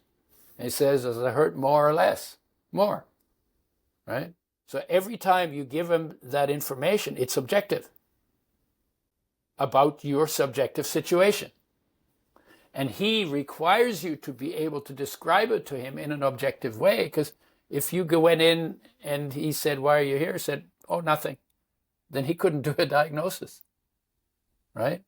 So he needs you to be able to be objective about stuff that's going on in your body. You may not know what to call it. You may not know the anatomy of it. That's what he's for. But then he says, okay, well, I think what you've got is you've torn a ligament, or you've stretched a ligament, and I think the best course of action to fix this problem would be blah, blah, blah, right? But he couldn't do the diagnosis if you couldn't be objective about your symptom. So we're being objective about subjective things all the time, right? I'm hungry. That's objective, right? Then they feed you, right? I'm thirsty. My heart aches, right? I have to go pee, right? So we're being objective about subjective things all the time. What we're not objective about is head trips that we have emotions attached to. And then we'll lie about something like that going on. But we can be, and in fact, the people who study stillness practices, deep insight practices in Eastern cultures, they actually call it the science of spirituality, or the science of fulfillment, or the science of wholeness, or whatever you want to call that. It's just as scientific because it's always based on observing and representing accurately without embellishing or generalizing or deflecting or deleting. So you're expressing what is going on the way it is actually going on without lying about it, basically. Right? And so when you sit and you experience peace, well, you don't experience peace. At first, you experience boredom, right? Because it's like, wow, it's so quiet. So I say to people, okay, fall in love with the boredom. Notice how much peace there is in boredom. Oh, if you're looking for peace, that'll be helpful, right? But people say, oh, I tried meditation. It was so boring, I couldn't do it. Sure, because you're addicted to doing stuff. Right? I got to be doing stuff, right? So it's really interesting how we have created cultures that deny the nature of our nature. And we like loyalty. But loyalty is not necessarily what we're made for, right? And we want people to speak the same language that we speak, so that we don't have to learn a second language, and we have all kinds of ideas about what is a good person in a good social situation. One of the people in personal growth say, if you help enough people get what they want, then you will get what you want. Well, that may be true for the material world, but that's not true for your inner world. Because your inner world, you got to put yourself first, because you can't give that if you don't have it, right? So we have a lot of beliefs that are really stupid, that are really not functional, that really get in the way of us all living together as chosen people in love and peace and in harmony. And that's where all the work is. That's, I think, all the most important work is not in more scientific discoveries. We've got lots of them. We've got lots of those. We're obviously very good at figuring stuff out when we do. We need to turn that on ourselves. And be as precise as we have been in the science of weapons and in the science of, what do they say? There's this thing that you can shoot it goes 500 miles and it'll hit its target within 5 meters. Right? I mean, they've got it down to that kind of accuracy. 5 meters in 500 miles. And a mile's got 1,600 meters. So 5 meters in 500 times. So that's pretty That's pretty good. And they have other weapons that are more precise than that, within 1 meter, right? So we've put a lot of energy, and we're good at doing that. What if we put that into being that precise about living in the peace and the love that are our nature? And we're not even going to miss by not even by a 16th of an inch when we go there. So we can even be more accurate in that than we can in anything we do on the outside. Simply because it's our nature.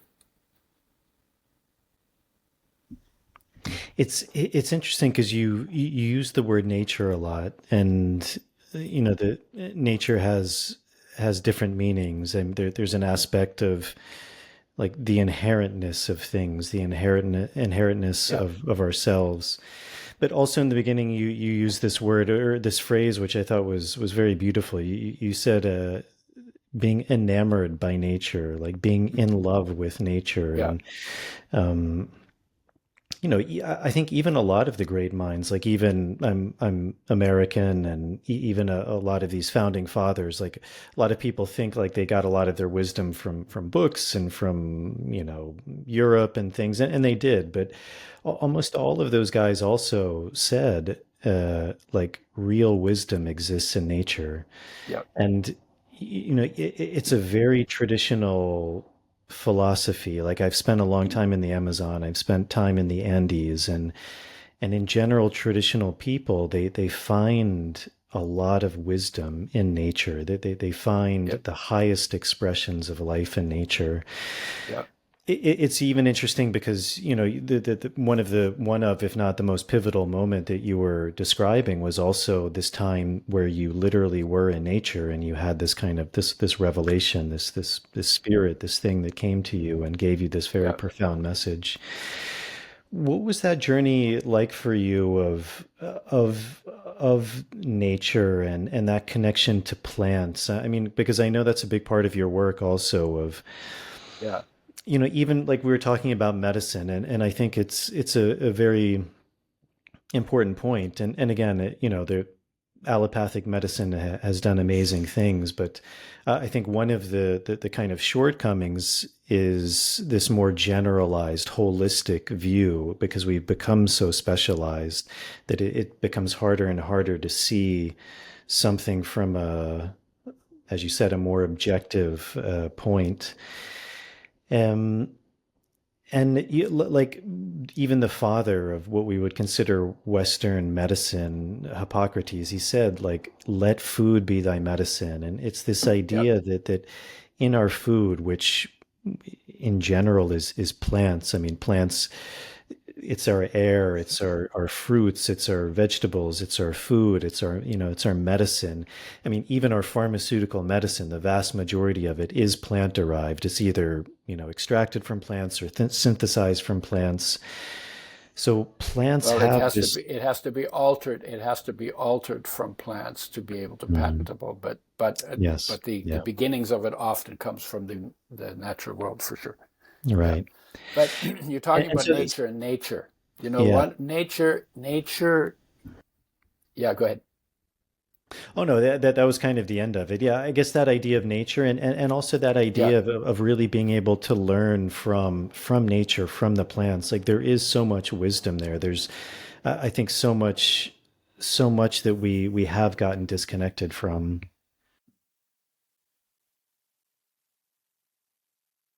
Yeah. So in terms of nature and nature, one nature is like nature outside of us. And usually we use that term in terms of studying our environment. So it could be rocks and water and trees and the sky and the creatures, all the so that's nature. That's what I was talking about, being enamored by, because it's so interesting, because it's so articulate, I was going to say, but it's so varied and it's so creative, and it's like there's never one leaf the same as another, and it's like, oh my God, like how is it possible? How it's so creative. So that's one. But the other use of nature is in the nature of things. And that's like the essence. What is it? If you're studying the nature of things, then you poke around and you look around and you see how it reacts, and you come to conclusion of what it is, or its isness, some people call it, right? So the two words are used in different ways. When it comes to the medical part of it, I got out of medicine because they were only studying disease, and we were told to lie to people, and that didn't sit right with me. So I went back into biological science. I had this revelation, and then I met somebody, and I saw the goddess in her, and she saw the God in me, and I didn't see it in me, and she didn't see it in her, and you can imagine where that went, right? Because I had only just begun. This was part of. I was just beginning to go on that journey pretty seriously, and so we got married and had 3 kids, and the marriage broke up, and I was really upset. I was not quite into the peace and love I'm into now. And I was really upset. I wanted to kill something. So I took a job as a pesticide sprayer. Why is that? Because I know that the only reason we make pesticides is to kill living things. And we do it in 2 ways. We either poison their respiration, their breath, or we poison their nervous system. So I took a job as a pesticide sprayer. And I was really good at it. I got 99.5% on the exam that we had to write to be qualified as pesticide sprayers. And I thought I got 100, so I asked the guy who marked it, he was sure that he didn't make a mistake marking it. He said, okay, he said, let me look. Little cocky guy, right? He says, let me look. He says, he goes through the thing, and he says, how many instars in a crane fly? I said, 4. He said, well, you circled 2. So I knew my stuff, right? But I was really careless. I walked over lawns after I sprayed them barefoot till the skin peeled off my feet. Then I wore rubber boots, and it was a summer job, and I'm fair-skinned, so I liked getting a tan. So I wore rubber boots and a bathing suit, and I had a tractor with a huge tank, and I would spray insecticides and herbicides and soil sterilants, and like everything, including glyphosate and 2,4-D, 2,4,5-T, which was Agent Orange, was made out of that, and diazonon, which is an insecticide. And so I sprayed all kinds of stuff, and really carelessly. And a woman that's worked with me, she said, aren't you worried you're going to get poisoned? I said, nah, I'm immune. We call that testosterone poisoning. Young men think they're immortal until they have their first self-made disaster. So after 3 years, I got poisoned. And I went to the doctor and said, what do you have for pesticide poisoning? She said, nothing. Because we can spray them, and we spray a ton of them everywhere. And we don't actually have a way to fix the problems they cause when we get poisoned by them. That's called freedom without responsibility in some people's books. Right? So then I went to the people who certified me to spray them and said, I want to come and look at anything you have on pesticide poisoning. And they wouldn't let me use their literature. And said, oh, you probably just got the flu. The flu's going around. And I got mad because they were lying to me. And I went to Greenpeace. Greenpeace started in Vancouver, so I was in the right place. So I met 2 women there, and they had a stack of like 18 inches of papers on pesticide poisoning. So I went through all those, and I found out 60% of the pesticides we spray cause cancer. I had sprayed a lot of them carelessly. I had cancer to look forward to. My palms started to sweat. You know what I mean by that? When your palms start to sweat, see, like you got nervous. And I said, okay, so what do I do now? Well, I'm on my own. Medical doesn't have anything. the government doesn't want to help me. And Greenpeace has the papers, but they don't have the solutions. But they said, well, you should probably take antioxidants and anti-inflammatory, either vitamin C and vitamin E, and we didn't talk about vitamin D at that time. And then there's herbs and spices that have antioxidants and anti-inflammatory molecules in them. So I started to do that. Did some sweating, because you can sweat out toxins, and the oil-soluble toxins come out in the oil part of your sweat, and the water-soluble toxins come out in the water part of your sweat. You can also pee out water-soluble, but not oil-soluble toxins. And then you can do oil enemas, where you clean out the crypts of your lymphatic system, because it stores oil-soluble toxins. So I did all of that. I did some fasting, and I started paying attention. And I didn't really eat that badly. I used to eat a lot of raw foods because I didn't have to cook them and they were easy to carry around. So my food habits were not that bad. I know a lot of people who died from the pesticide poisoning because they were in worse shape than I was. And then I got into the research because I had the background in biochemistry and genetics, right? And decided to look up everything about health and nutrition and disease and nutrition that I could find in the research. And there was a lot of stuff. There were 16 million studies in the database, Medline, right, at the time. Now there's 36 million. And I started looking at health and nutrition, disease and nutrition, and started looking at the essential minerals. There's 18 of them. Essential vitamins, there's 13 of those. 9 essential amino acids from protein, 2 essential fatty acids from oils, and trying to figure out how do you put a program together that gets you all of the essential building blocks.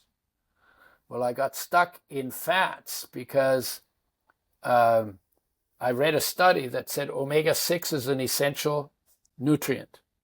And that means you can't make it in your body from anything else, but you have to have it to live and be healthy. So you have to bring it in from outside. Second part of the definition is, if you don't get enough of any essential nutrient long enough, you die. Okay? And then the third part was, if you are going down because you're not getting enough of an essential nutrient, but before you die, you bring enough back into your diet, then all the symptoms of not getting enough are reversed, because life knows how to make you a body that works, provided you make sure you optimize your intake of all the building blocks it needs to do that. If you don't give it the building blocks, life can't make you a body where everything works. And then the last part was, you can't call a nutrient essential until researchers have identified at least one vital biological interaction or reaction in the body that requires that nutrient, and without which that vital biochemical reaction cannot take place. So it's a very precise definition, and not everything, you can't just say everything is essential. That's what the guys do when they want to sell you something. But in science, you can't do that, right? And then, so essential, omega-6 is an essential nutrient. You have to have it. You can't live without it. You die if you don't get enough. And the very next study I read said omega-6 gives you cancer and kills you. And I'm going, huh? What?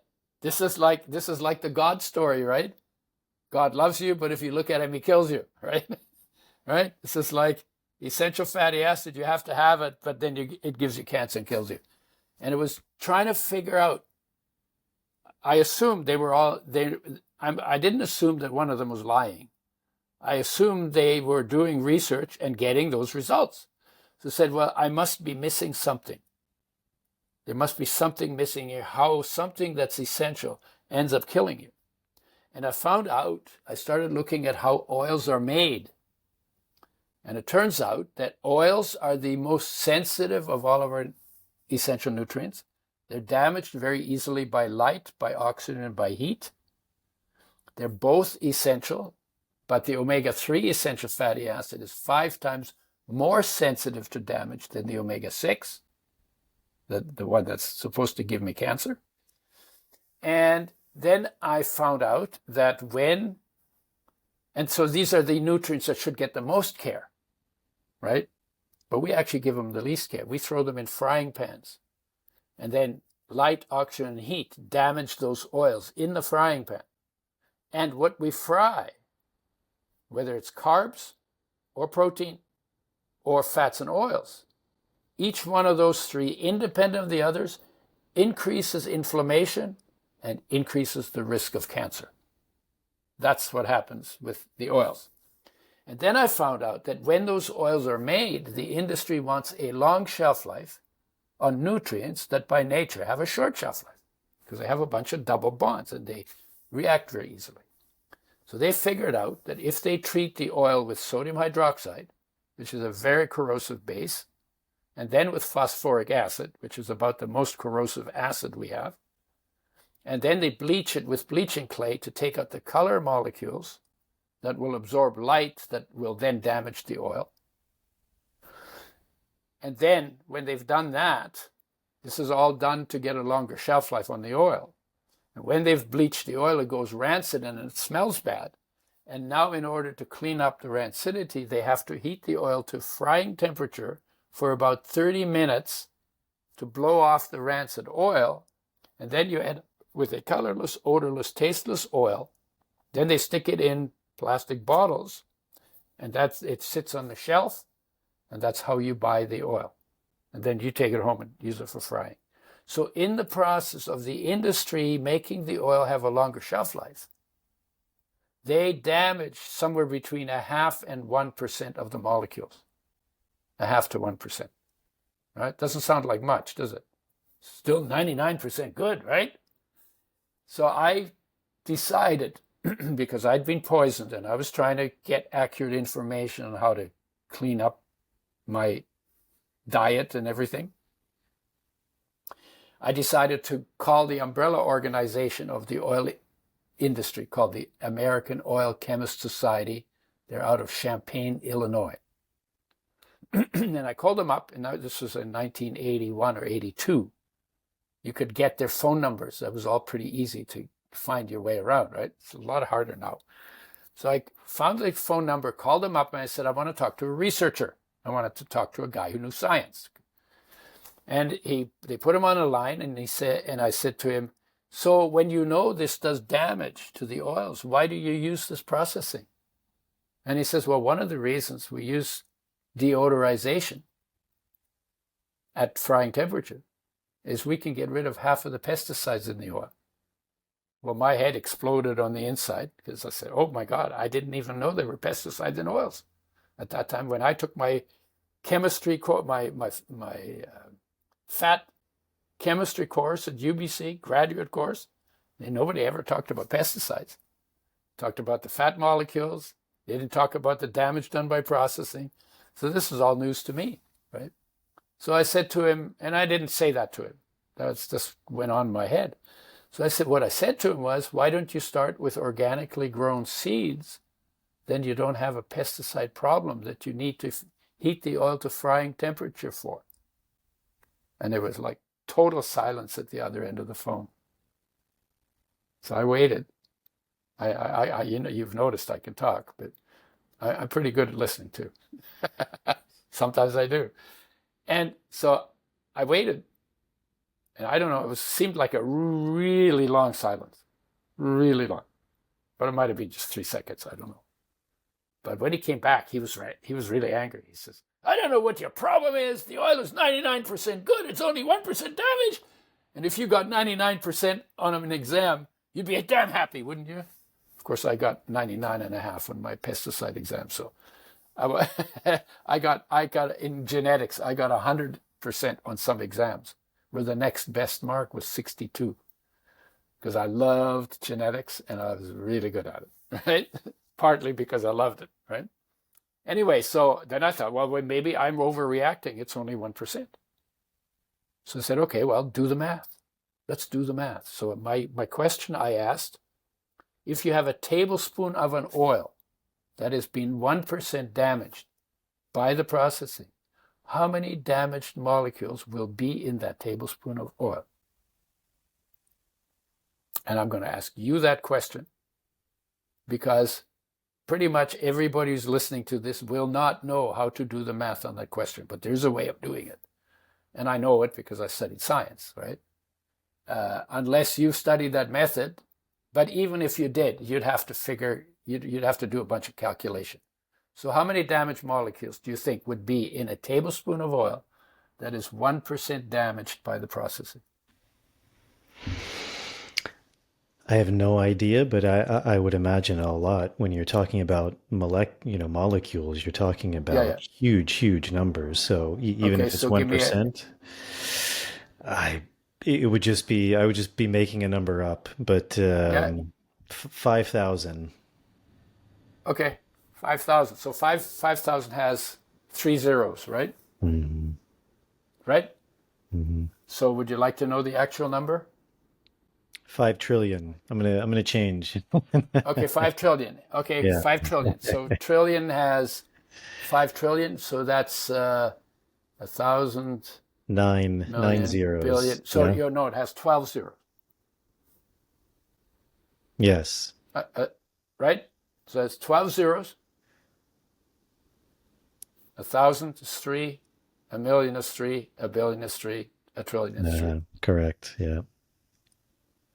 Is that right? Yeah, that's right. Yeah. So 5 trillion's got 12 zeros. The actual number is a 6, not a 5. Okay. So it's a little bigger than that. And you are 7 zeros too low in your answer. The actual number is 60 quintillion molecules. So 6 followed by 19 zeros. So you have underestimated the damage you do to yourself when you eat those oils before you even fry them by, was it 7? So that would be 10 million times. So what people do to themselves with oils they take is millions times worse for them than they think it is. And usually when I ask this question, people are always 1 billion or more times too low. So then I say to them, okay, look, you're at the airport and you got your boarding card and you're flying home for the holidays. And he's a tap on your shoulder and you turn around and there's Mr. Truth Teller. Doesn't have a long Pinocchio nose. He just always tells the truth. So you know that anything this person says will be true because that's who he is. He says, by the way, did you know that your chance of crashing and dying on this trip is 10 million times higher than you thought it was? Would you get on the airplane? And I was in Ireland. I told him I would canoe back to Canada if somebody told me that, right?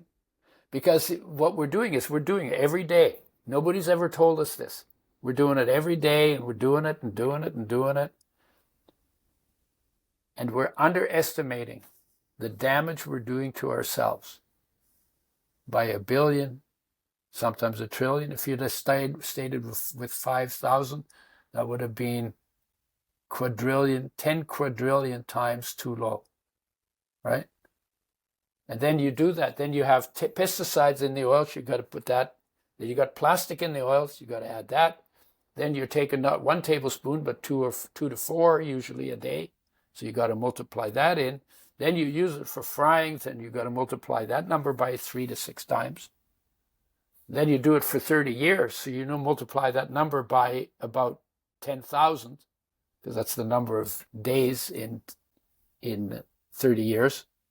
It's more like 11,000, I think, right? And then that's the total number of damaged molecules that never existed in nature, that your life never made a breakdown program for. You put into your body every day deliberately. And then you get cancer after 30 years or something, right? And then you say, I don't know what happened. I always ate good because you didn't know how much damage was done by the oils.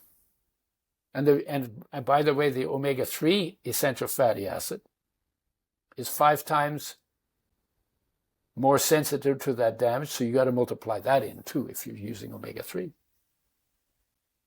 So this is the single worst thing that we do to our food, is to fry it. And more health problems come from damaged oil than any other part of nutrition. Now, the way that translates in the marketplace these days is there are a lot of people saying don't use seed oils and don't use omega-6s. And that's wrong, because omega-6s are essential. See, the difference between omega-6 is essential and omega-6 gives you cancer and kills you is the damage done by processing. But nobody talks about the damage done by processing, except me, right? And so what they should be saying is damaged omega-6 oils increase cancer. And undamaged omega-6s are essential for health. So these people who say that haven't done their homework. We figured that out almost 45 years ago, and then developed a method for making oils with health in mind. I'll get to that in a second. So they haven't done their homework, and none of them have talked to me. And I'm Mr. Fat Man, you know. They call me the Fat Man, or in Britain they called me His Royal Oiliness. So I was working with oils, and I've been to 40 countries, and I've been on, God, I've done thousands of media interviews and thousands of lectures. And so I'm not hidden anywhere.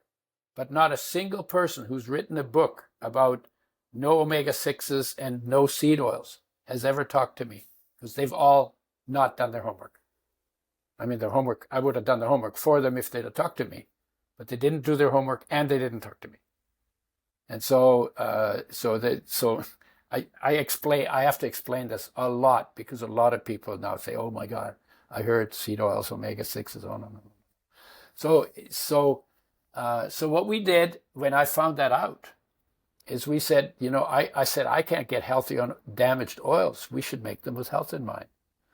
So what that requires is you have to make a pressing, filtering, settling, filling situation where no light, no oxygen, and no high temperature gets to the oil from the time it's closed in the seed, where it's in nature's packaging, which is really good, till it's in a brown glass bottle, in a box, nitrogen flushed,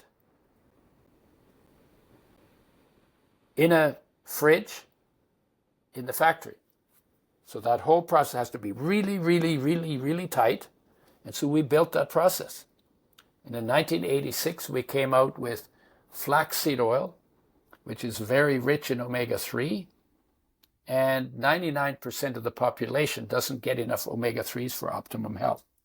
When I found that, I said, oh my God, if we could make oil with flax oil, which is the most sensitive oil, with health in mind, and get it back to the people, oh my God, we could help almost everybody. It was like, that's what drove it. I didn't have any business background, but I was on fire. It's like, oh my God, this is worth, you know, it's like a mission for life, you know, a mission from God, right? Oh my God. And it's like, talk about with helping is what you do when you feel content, right? Oh my God, this is like unbelievable. Oh my God, what a gift, right? So we made flaxseed oil, and then I lived out of a suitcase for 6 to 9 months every year for 15 years, traveling 40 countries, talking about oils made with health in mind. And then I became omega-6 deficient on flax oil, because the ratio of omega-3 and 6 is important, but I didn't know that. And I got dry eyes, skipped heartbeats, arthritis like pain in finger joints, and thin papery skin. Fixed it by eating sunflower seeds, which only have omega-6, so brought the balance back, and then developed a blend, richer in omega-3s, but not so rich, because most people's diet is like 10 to 15 times more omega-6 than omega-3. And what happens is they use the same process in the body to be converted into hormone-like regulating molecules for every cell in the body. And if you get too much of one, it crowds out the other. If you get too much of the other, it crowds out the one. That's why we made a blend so that the ratio is right. The oils are both omega-6 and 3 are made with health in mind. And if you then take them, put them on your whole foods, your energy goes up by 40 to 60%. Your wounds heal in a third to a half the time. Athletes get 40 to 60% improvement in performance if they do their sport to exhaustion. And lots of other super important in pregnancy for brain development. And they're required for liver and kidney function. They're required for brain function, vision, sperm formation, super important stuff. And then I worked with animals as well and got similar results with animals: skin conditions, hair conditions, performance, stiffness, inflammation, because omega-3s are very powerfully anti-inflammatory. And so we did that. And then I started working with digestion, because digestion is the second most neglected area. So work with digestive enzymes, probiotics, fiber, and bitters, and herbs and spices. And then I made a green blend, and then I started. Then I looked at it and say, okay, well, what else affects health? And when I asked the question that way, the answer came back: everything affects health. So what I'm working on now is to turn human nature into a teachable field. Remember, 100 billion people, 200,000 years, never been turned into a teachable field, including the peace and the love and the inspiration that we talked about, built into human nature. Maybe we should know about it, right? And then the other thing is total health based in nature and human nature, because health was invented by life as an adaptation to living in nature. It wasn't created by politicians or lawyers or pharmaceutical companies or medical doctors. Nature is what invented health. So if you want to live in line with nature, you need to live in line with nature. Sorry, if you want to live healthy, you need to live in line with nature and live in line with your nature. So that's the two things I'm working on. I'm 83 now, so I got a little pressure on getting it done, because one day I know my body will check out. So Oils are a really fascinating thing. I mean, even again, kind of going back to more Western tradition. I mean, and talking about plants. I mean, the olive tree was considered very, very sacred, a tree of wisdom. Interestingly, a tree of peace. And I think on a deeper level, a deep internal peace. But I think one of the reasons the olive was also so sacred was because it gave an oil, and an oil that was very precious. And if people have even, I think, maybe traveled to some of like the Mediterranean Western countries, like even villages would be built around these old stone mills, where you would hand grind. And it's interesting because I was also for a while very much into like raw or living foods, and I had a teacher who was very inspirational. His name was Dr. David Jubbs, and I remember him saying when I was very young that you should only buy, he was speaking about olive oil, but organic, as you said, for the pesticides, extra virgin, cold pressed, but also stone ground. And this was probably 25 years ago or something. And that was something that no one ever talked about. And then I remember reading this really interesting study that they found that even in seemingly cold pressed oils, but they still raised to a fairly high temperature, that what they found in stone ground olive oil was these like amazing phytochemicals that were super medicinal and super amazing for health that you couldn't even find in really good quality mechanical extracted oil. And I think in these traditional Yeah. cultures, like that was also known. Like there was a reverence for this stone grinding. Like you would always keep them in a clay jar. You would keep them under the earth or in a very dark, cold place. Yeah. No Cold light could place. go Yeah. in. And but Yeah. we seem to have lost that. Really. Are you able to speak maybe just, I know it's a big question, but maybe more of the history of oils? Because again, I think it's something, as you No, said, no, no, no. we take for granted as if you just Yeah. go to Yeah. the store and get it and everything is more or less equal. Maybe we know you Yeah. should get extra virgin as opposed to this or, but you know, that there's so many facets that go into the making of an oil. So traditionally, olive oil was not used for frying. They actually, what they did is they cooked in water. And when I was a kid, cooking meant in water. Now cooking means frying most of the time. Includes in water, but it's so the word, the meaning of the word has changed over my lifetime. Okay. So cooking meant cooking in water. So traditionally in the Mediterranean, they cooked their veggies in water, then they poured off the water, then they added extra virgin olive oil, made the old-fashioned way for two things. One is for flavor, and the second one is for the absorption of oil-soluble nutrients that are in the foods that are poorly absorbed if there's no oil in the food. So that's really good for health. And olive oil was not damaged by the processing because it comes out of the flesh of the olive. So it didn't come out of the seed. So you didn't have to, put the seed under pressure and do that thing we do with all the other seeds and nuts. So they squished the olives or they put them through the stone mill. And then the oil floated off on water. And the oil is pretty stable. So that worked pretty well because in the Mediterranean, there's not a lot of omega-3s. There's not a lot of omega-6s. There's a lot of omega-9s, which only have one double bond, which are more stable. And those you don't need because they're not essential because the body can actually make oleic acid out of sugar and starch. Okay. It had about 10% omega-6, which is essential.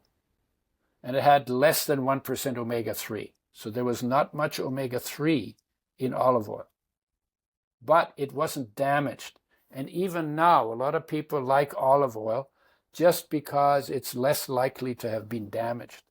But what happened maybe 20 years ago, the demand for olive oil went through the roof. And the olive trees grow really slowly. So what happened is the demand outstripped the supply.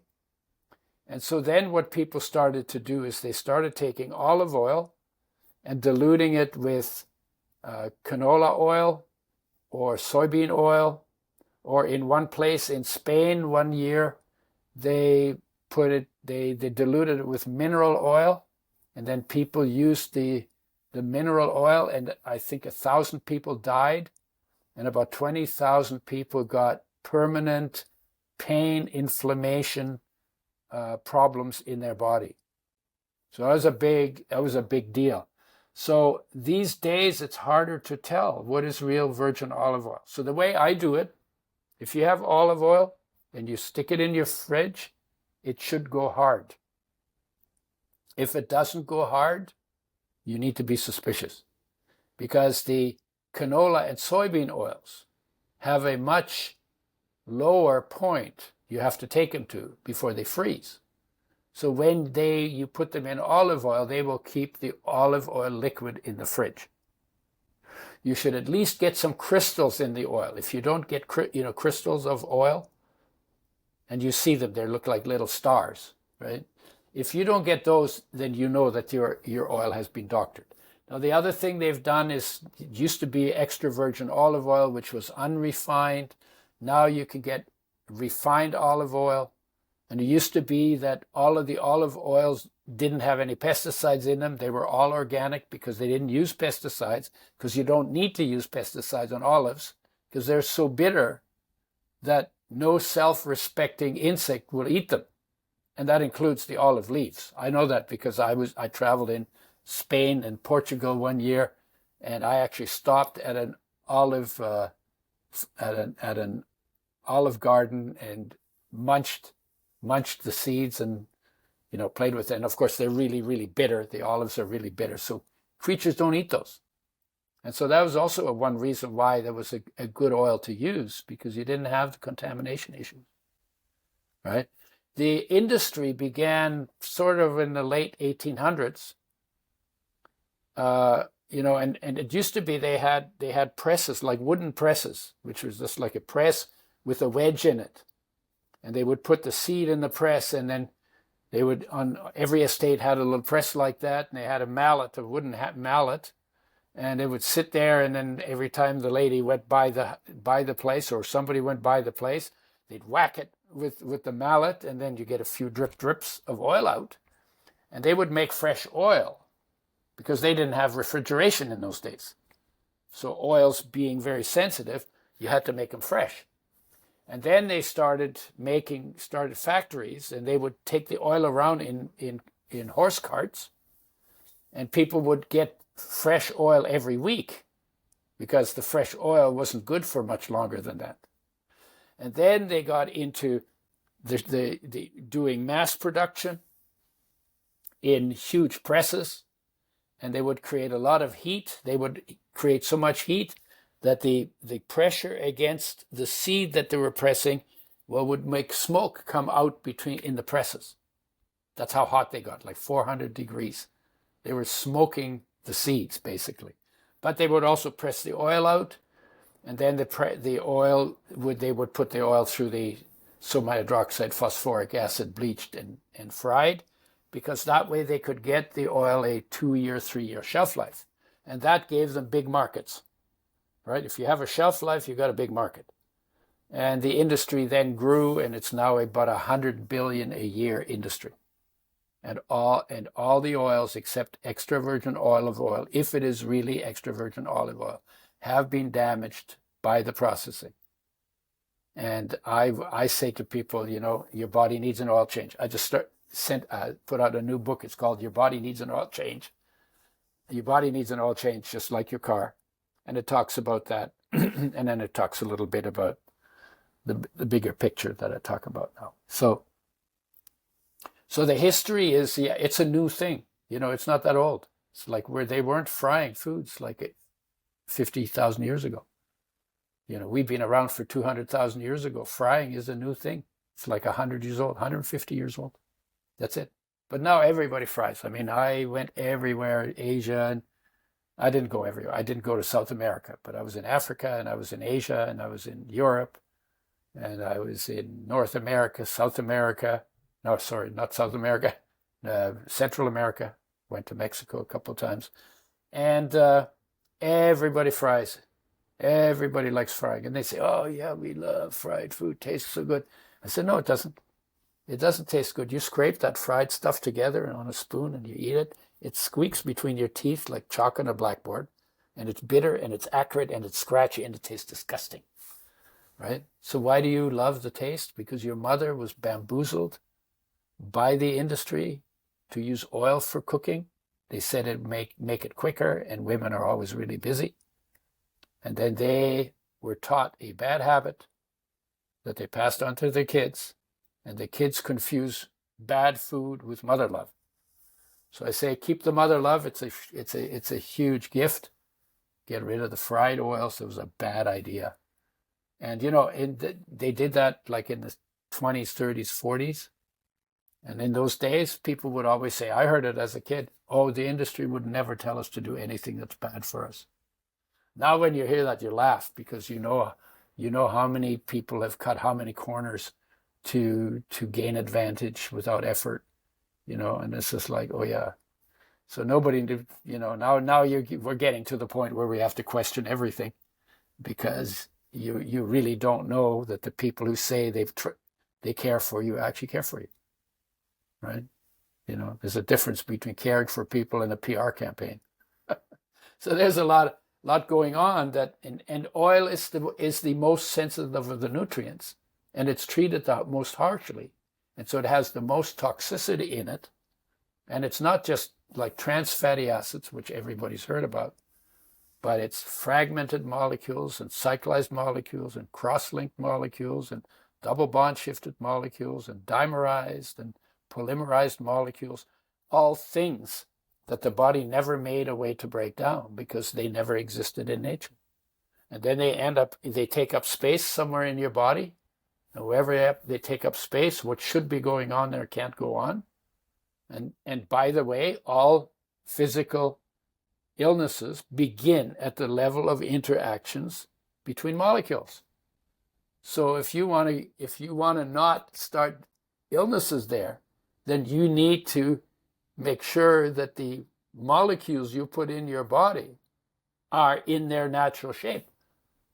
So processing does most of the damage, and frying does most of the damage, more damage than any other processing method. And life's mandate for how creatures eat, every creature except us and the animals we feed, eats its food fresh, whole, raw, organic, local, mostly in season, and for humans, mostly plant-based. Because when the hunters had rocks to hunt with, they came home empty-handed most of the time. And guess what they ate? Well, they ate vegetables because they don't run away and they don't fight back, and they're really easy to hunt down and kill.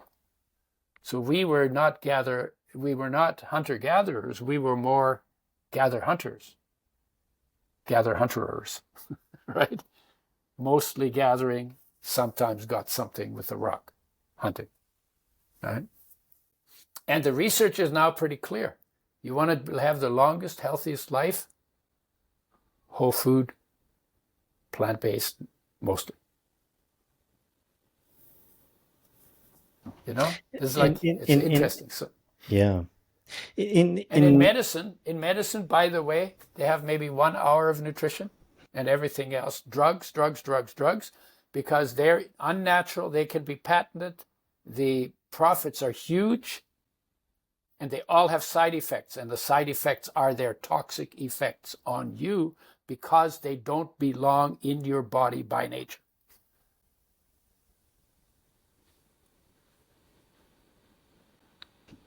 Yeah, that's another huge topic. Yeah, it is definitely a huge topic. With the oils, what are your feelings with using animal products? I mean, because I know a lot of people like to cook with butter or ghee or tallow or lard. What do you find with those things? Well, I think the hard fats are damaged less than the liquid oils when you fry them. So that's an advantage, but they're still damaged, and you're still burning the food, and you're still increasing inflammation and the risk of cancer. Okay, and there are people now who are saying, well, it's linoleic acid that is the reason for overweight. No, it's not. That's never been the reason for overweight.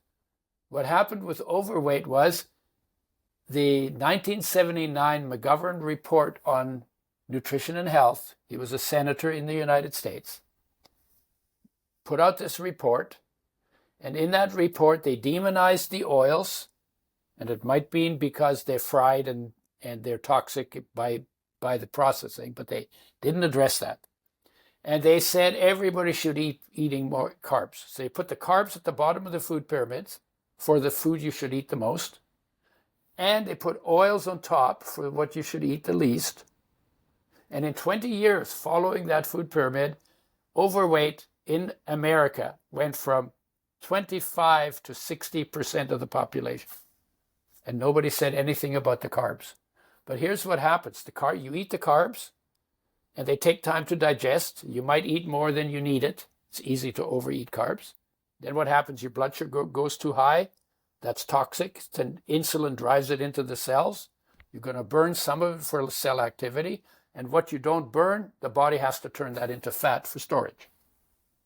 So excess carbs get turned into fat. Okay? Then when that's done, then your blood sugar is low and you get craving. Eat or die, right? Then you eat. And by the time your blood sugar is normal, you've eaten too much because it takes time to digest. Next cycle of what we call carb addiction. High blood sugar, insulin into the cells, fat production, low blood sugar.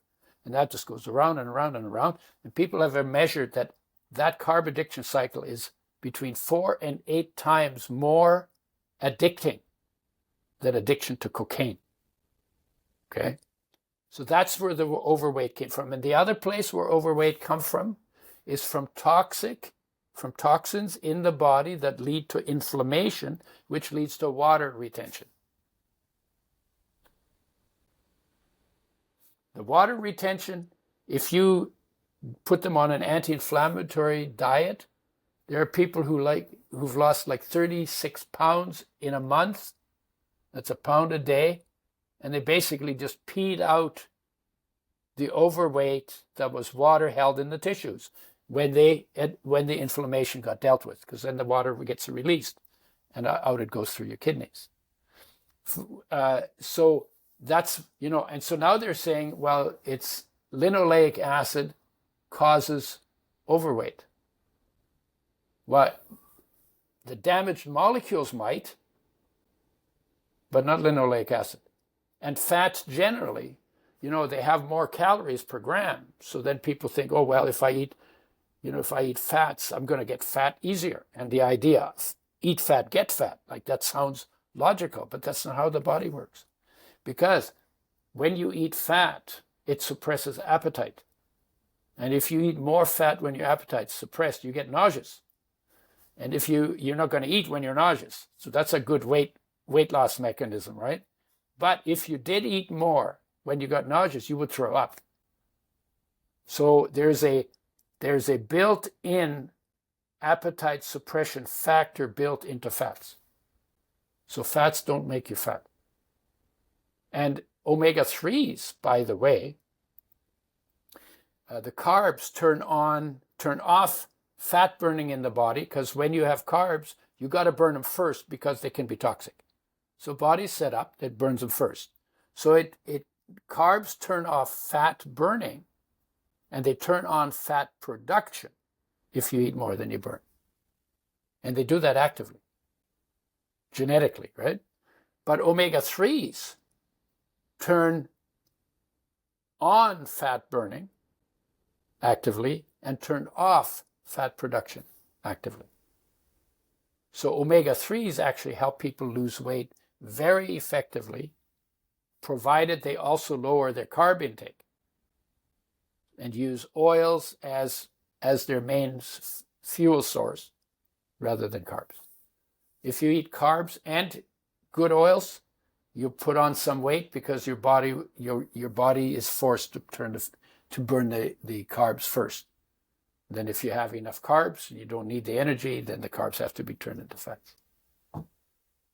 So it's the same people who say no seed oils, no linoleic acid, no omega-6s. They're also saying, oh yes, omega-6s make you fat, and it's not. It's absolutely not true. So there's a lot of misrepresentation that all comes from these guys not doing the homework. And I kind of resent it. Kind of. Because I have to, it's like, why are you misleading people? Just do your homework. Do your homework. You get recognized. The damage done by processing is the big issue here. Omega-6s are essential nutrients. So anyway. I think a lot more people... Never a dull moment. What's that? I think a lot more people are switching to higher fat diets and feeling much better.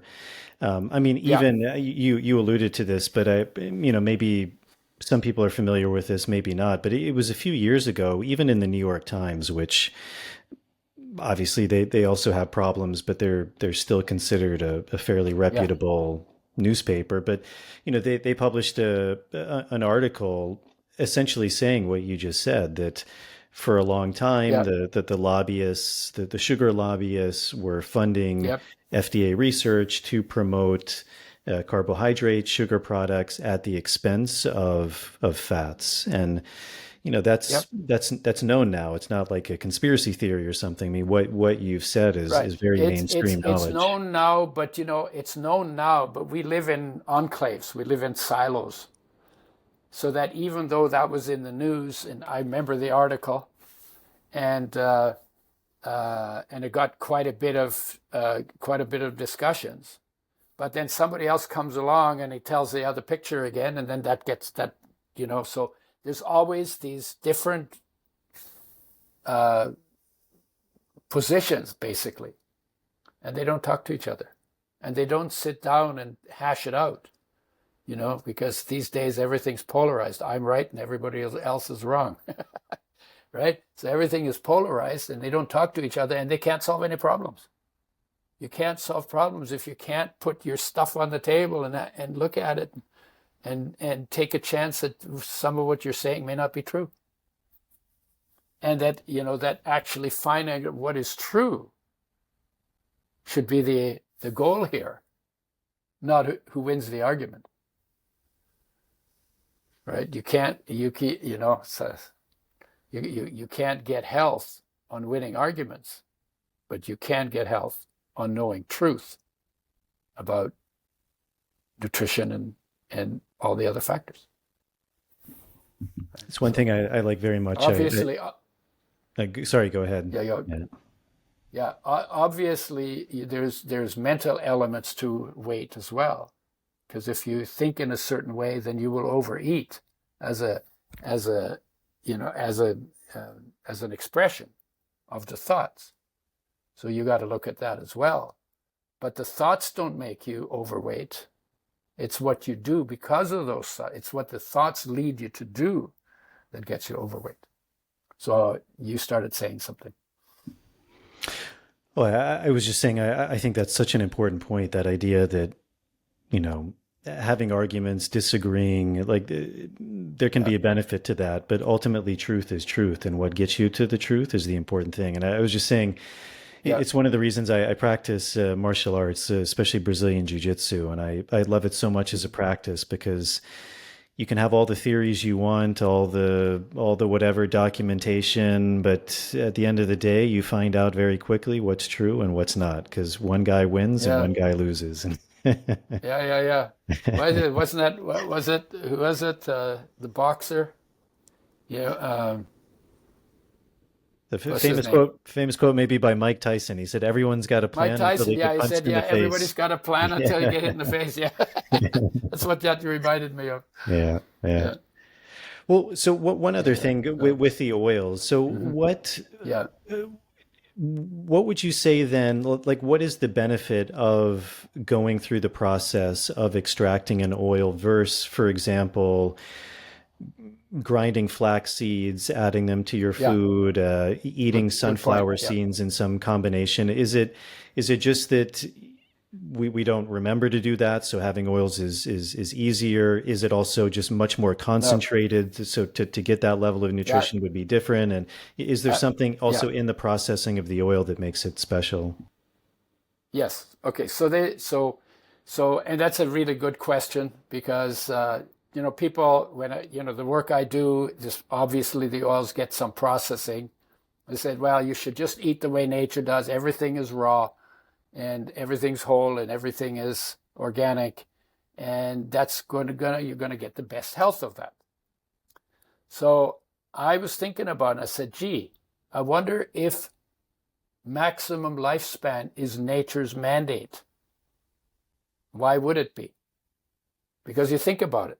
Nature wants you healthy enough to grow up functional, right? Wants you healthy enough to have kids. Wants you healthy enough till the kids don't need you anymore. And when the kids don't need you anymore, nature doesn't need you anymore. So then it's recycling time. Well, how do you do that? Well, the way you do that is you are never optimally healthy in the way you eat in nature, so that as you age and your machinery starts running slower, because that's part of the aging process, you're going to check out earlier than if your machinery was running better. So maybe for longer life, you have to cheat nature a little bit. So I said, okay, well, I'm going to test this, because I don't know. I don't have a clear answer, and I don't want to just like give you a head trip. So I did an experiment. So we figured out that how you measure optimum intake of oils is by how your skin feels. If your skin is dry, you need more oil. In winter, your skin tends to be drier than in summer. You need more oil in winter than in summer because you're going to burn more of it for heat. Okay?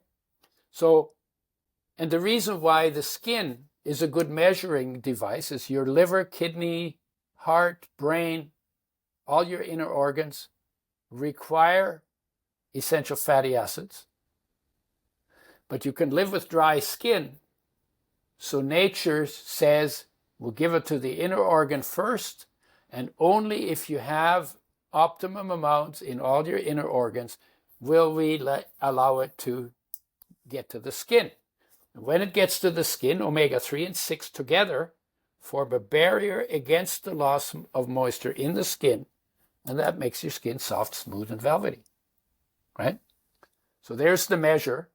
So I decided to take flax seeds and sunflower and sesame seeds in the same ratio in which they are in the oil, so that you get the same omega-3-6 ratio, which is 2:1, right?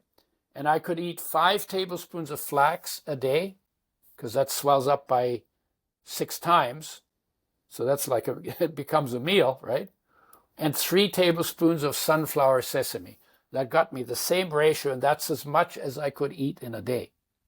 And even in summer in California, where I did the experiment, where I need less oil because it's summer and it's warm, I could not get keep my skin from drying out. And so my answer to that question is, eat seeds and nuts. And by the way, if you do that, they're good food, but you want to get them fresh, organic, not toasted, not roasted, not salted, because that's what they do with the old rancid stuff, so you don't notice. So get fresh, organic seeds and nuts, eat them to your heart's content, and if your skin is still dry, then add oil till your skin isn't dry. So both have so you get more oil when you take the oil out. You lose the other nutrients, right? So you gotta address the whole issue of nutrition. And what I do, one of the things I do is I get the oil that I use. I get tahini. You know what tahini is? Tahini sesame paste. It's like peanut butter, only it's sesame. And I get it organic in glass jars. And it sits, and the sesame oil goes to the top. It's only got omega-6 in it, 45% omega-6. So I take that and I dump it. I put my oil in, because my oil is about 45% omega-3 and about 22% omega-6, 2:1 ratio, right? I put my oil in because it's a better oil, and then I add a whole bunch of spices, including cayenne and ginger and turmeric and black seed and cinnamon, amla, and some curry. So I put a whole bunch of herbs and spices, mix it all up. Lots of antioxidants and anti-inflammatory compounds in those spices, and then I dip my vegetables in them, eat them. That's the way I use the oil. And then I eat seeds and nuts, and I eat vegetables, and I eat some fruit, although I probably eat more fruit than I should, because I notice that my feet tingle if I eat too much fruit. And that's probably more sugar than I need, right? They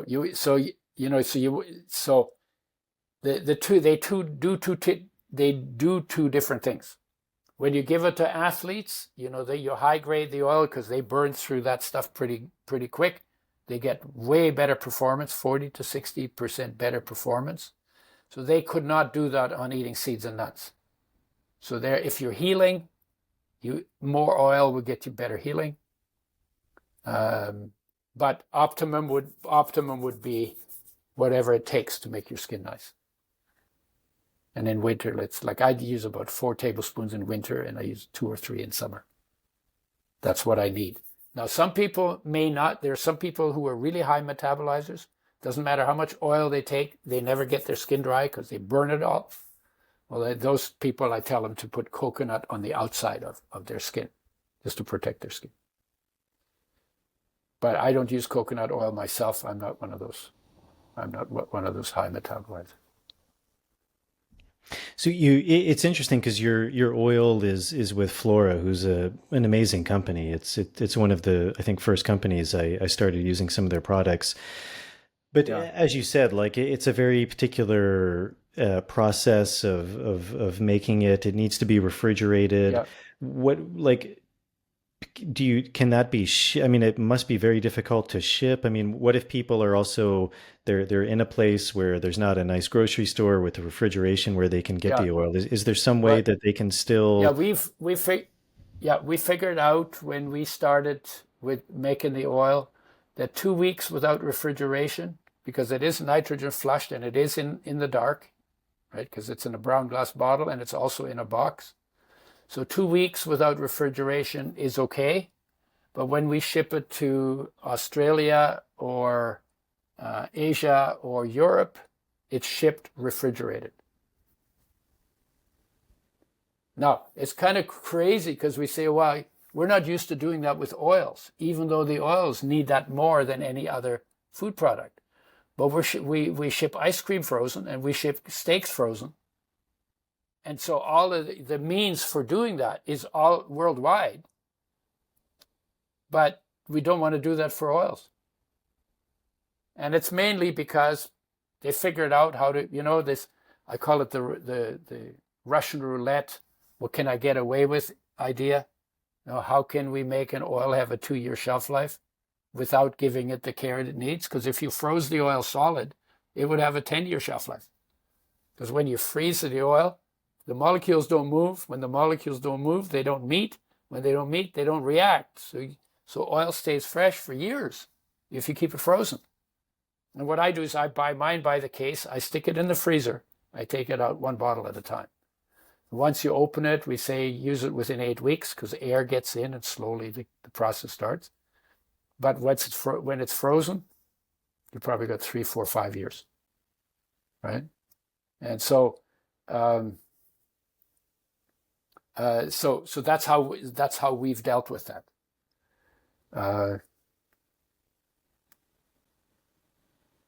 And we have, we do ship it to Asia, and we do ship it to Australia, and we do ship it to Europe. No problem. No problem. But if you open it and you let it sit around, you will taste the rancidity. It's not a nice taste.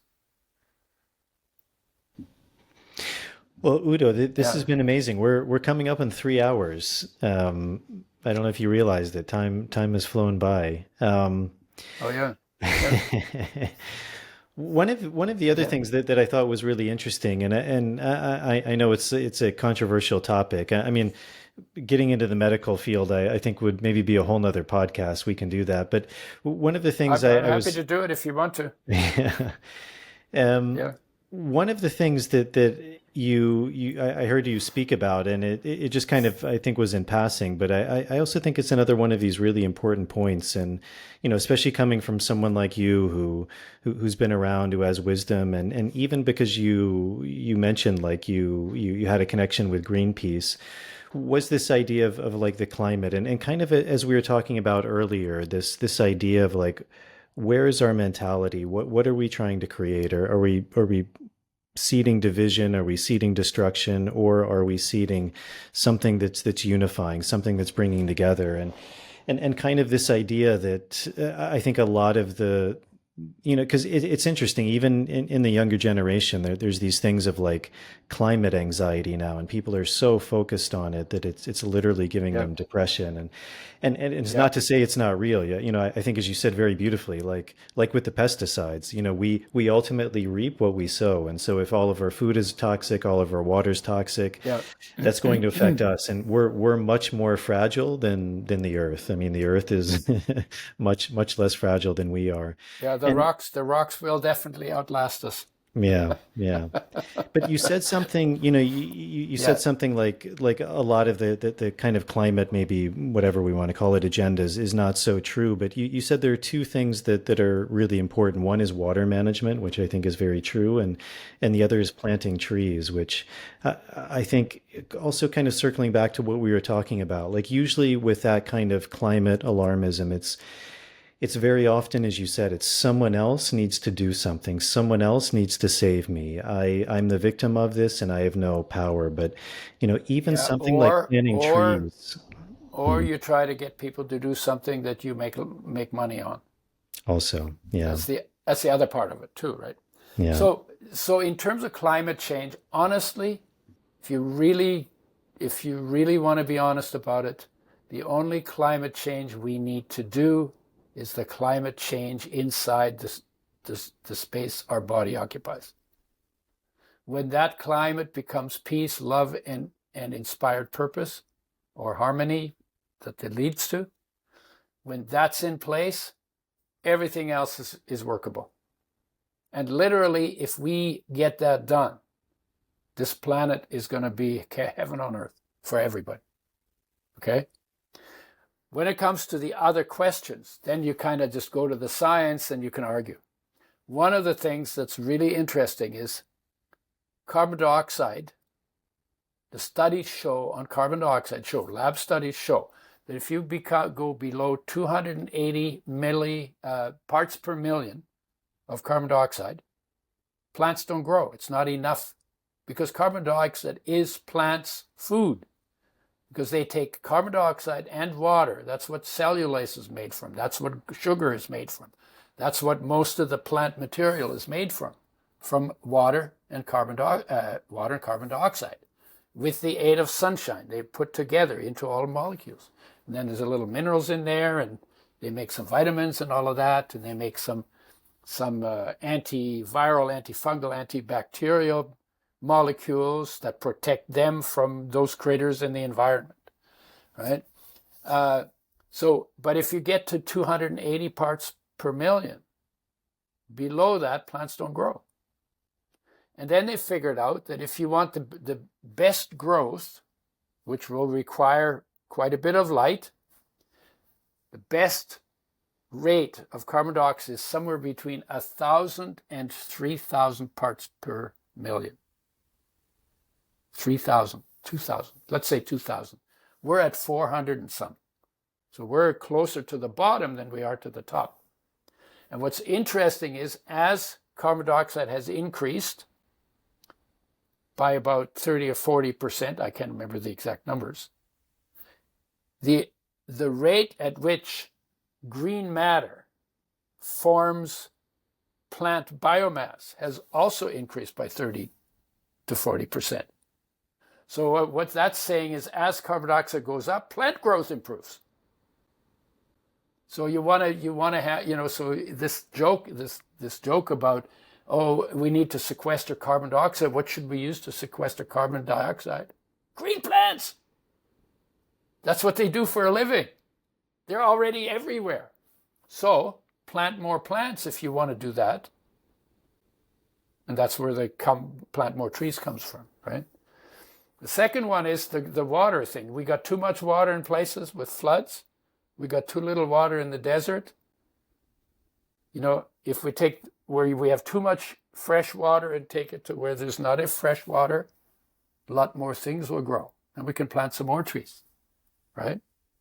So that's the second thing. The third one is we need to replenish our soils. Because what we do is we take plants off the field that has like 20 minerals in it, right? We eat those plants, and then what we don't absorb goes in the toilet, and the toilet is flushed in the ocean, at least in Vancouver, right? That's what we do. So the topsoil goes from the field through us to the ocean. And the topsoil is getting worse and worse. And it's that, and then we replace only 6 of the minerals the plants take out, and sometimes only 3, right? So the soils are becoming poorer, and then we use chemicals and pesticide on it, and that changes the microbiome in the soil. And all of that is really important. And some people say we've only got one generation left, or maybe 60 years left of productive soil. And after that, things won't grow properly. So we need to pay attention to that. And fundamentally, all it means is, look, if you have tools in your shed, when you and you have a family that uses the tools, when you take the tool and you use it, put it back where it belongs, so that the next person doesn't have to look for where you left it, right? Well, actually, all we need to do is what we take off the soil, we need to put it back. So one of my jokes is, we should be eating our food raw, and we should be cooking our poop so that we kill all the unfriendly bacteria in the poop, but then return it back to the soil, because that's the topsoil. That poop is the topsoil. So instead, what we do is we cook our food, which makes it less nutritious, and then dump the topsoil in the ocean. Obviously, that's going to have to change, right? But is it going to change if we don't first take ourselves on? I don't think so. I know what a brat I was before I started paying attention to this, right? And I know how much my heart hurt and how many stupid things I did, hoping that if I became successful at it, that would take care of my heart. And it doesn't. It doesn't. That's not how it works. So we got to get straight about that, and we got to start living. And when they talk, like the indigenous people talk about reciprocity, yeah, you take it from the land and you give it back to the land, and you live in harmony with nature. Nature was never the enemy. It's like, here's one thing that I always think is pretty funny. If you look at the biomass on the planet, that's all the living mass on the planet. 10% of the biomass on the planet is bacteria. 10%. You know how much biomass is all the people combined? 0.1%. So you look at it, there's 100 times more bacterial biomass than us. And we think we can kill the bacteria to make ourselves safe. Can't do it. And we need bacteria. Our whole microbiome is bacteria that come from the environment, right? That keep us healthy. You have to live in. We are the parasites that need to live in symbiosis with the natural system, right? And we're parasiting it because we're not paying attention to it. We're not grateful for what we're getting. We assume we're owed it, and we treat it with complete disrespect, just like we treat ourselves and each other, right? And we treat everything with disrespect. And so our sum total contribution to the planet is discontent, is destructive. So, but we have something in us that is creative, that is loving, that is caring, that is content, that is inspired, that is grateful, that is blissful, that is magnificent, that is awesome. And we need to bring that awesomeness into our awareness so we can then also share it with others and with the planet. So we literally have heaven and hell living in the same body. And we have a choice to make of where our focus goes, and depending on that focus determines what we do to this planet. And I think that's more important than all the other stuff, because all the other stuff comes from the disconnection that we haven't addressed. And until we address it, I don't think we're going to do things better. We're going to keep the same stupid things, and it just gets worse. And you can see that because, from the 60s till now, I wouldn't say things in the world have gotten better for people. Now you have war in the Ukraine, and you have a war in the Middle East, and you have a war in India, and you got rumblings in China and Taiwan, and there's a song, right? There's rioting in Africa, there's trouble in Spain, and then it goes on. The Dutch hate, no, the French hate the British hate the Dutch, and we don't like anybody very much. Do you remember that song? Right? And why is that? It could be, but we could like everything that's alive very much. Right? So where in us the change needs to happen, in us, from something negative to something positive, that will translate to everything else. So that's why I talk about human nature so much, is we are the problem. We are the only problem on this planet. Right? And we are the solution to that problem, because we are that problem, and it's a problem within us. As individuals, not just the Republicans, not just the Democrats, all of us. I like to say in the war between two sides, whether it's a mental war or a physical war, I like to take the side of life. Oh yeah, that's right, they're all alive. Why aren't we helping each other? Why aren't we? Why aren't the politicians talking about eating, toilets, hygiene, all the basic stuff for human comfort? Why aren't they talking about that? Because we have that in common. Instead, they're talking about idealisms about how to run a dictatorial government. Yeah, thanks. I already had mine. I don't want this. I don't want another one. No. And so we have to become very strong and independent and solid in the peace, love, and harmony within ourselves as individuals. And get to a point where we don't depend on that. We don't depend for that on anybody else. Because it's always in us. And we have to learn to bring our focus to it. And that takes practice. So practice stillness, practice stillness. The less you do, the better this planet will be. I don't mean you, I mean you all. I mean we all, right? Right? The less I do, if 8 billion people sat still for a day and did nothing other than breathe, nobody would get killed. Nobody would tell a lie. No more junk that we're doing would be done that day.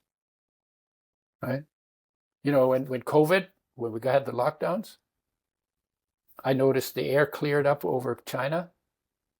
I noticed the dolphins came back into the canals in Venice.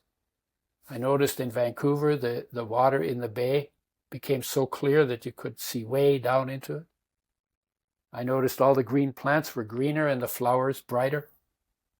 That might have been just my imagination, but the point is that, so the answer to most of the environmental question is not what should we do? It's saying do less. Stop. Do less. Breathe. Smile. Feel how good it feels to be alive. Right? And then do the basic stuff you do, but do the minimum. Don't get fancy. You don't need a $3 billion mansion with 65 rooms, half of which you will never get to in your lifetime. We don't need that stuff. All you need is a blanket when it's cold. We don't. It's like, and then and why this push for money? Because when you're discontent and you're not content, then money becomes your God. And then you measure your success by money, and then the more crazy things you do, sometimes, some of them are good things, but some of them are pretty crazy things, the more money you make. And then you know what? Then you listen to all these really, really, really rich people, and they're just as petty as we are. Right? I mean, they have their little tiffs, right? And they're just as childish as anybody who's broke is having. So nothing's changed. So the idea is, oh my, if I make a lot of money, I'll be worth more. Oh, I'll feel good. Oh, I'll be happy when I make $1 million. Oh, I'll be happy when I'm, then you say, make it, you're not happy. Then 10 million, 100 million, billion, and nothing changes. Nothing changes. And you still have to eat, and you still have to pee, and you still have to sleep. That doesn't change. And you're still discontent, and that hasn't changed because you haven't moved your focus to where your contentment lives inside of you. Right? And that was the message of the masters. It was only move your focus into a better place. Out of your head, out of your half for you, half against you, into your heart, which is 100% for you. Live in the love of life. Live in the love that life is for your body. See, and then you have energy left over. Maybe you can help somebody. And the best thing to help somebody with, if you can help them find the love within them. That needs to be the grassroots movement, global grassroots movement. And your leader lives inside of you. It's called life. It knows what you need to do in your trenches. You have a question about how to live, ask life.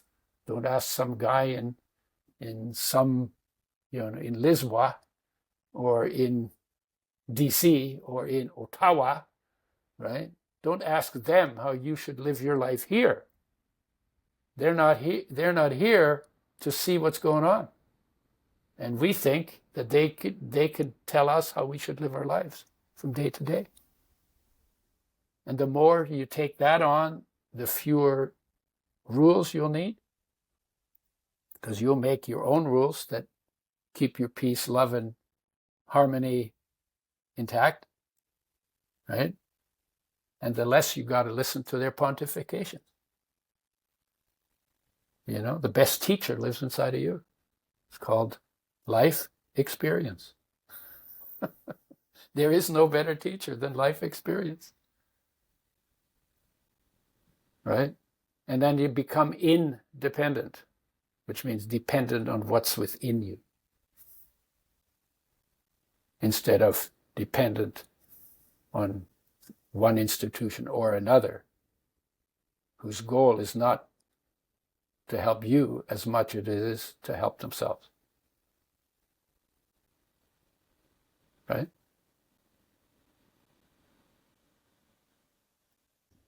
Well, Udo, this has been a pleasure. It's exceeded all of my expectations. I think we could easily go for another 3 hours. I'm sorry to hear that. But Exceeds my expectations. I think also if I don't end it, I'm going to have to. I also have a young child, a baby. So I think if we go much longer, I'm going to have to use that 14-year-old boy's inward process to abate any potential arguments of running too late. But this has really been a pleasure, Udo. Cool. If people are interested in learning more about you or getting your oil or contacting you, the work you do, what's the best way to go about doing that? Well, let's see. My name is weird enough that if you go on Google, you'll find me on the first page, Udo Erasmus. Right? I have a website under Udo Erasmus, and it's a work in progress. And I'm on Instagram, and I'm on Facebook, and I have a YouTube channel. And I'm not hard to find. Same the oil. If you Udo's oil, just look Udo's oil. You get a picture of it on your device. Because people ask me all the time, and I say it, and they pull it up right there. It's like, oops, wow, I'm old-fashioned, right? Anyway, so I'm not hard to find, but the more important thing than finding me is to find yourself. And if you find yourself finding yourself, then you're in really good shape. If you want to get the book, Hear Yourself,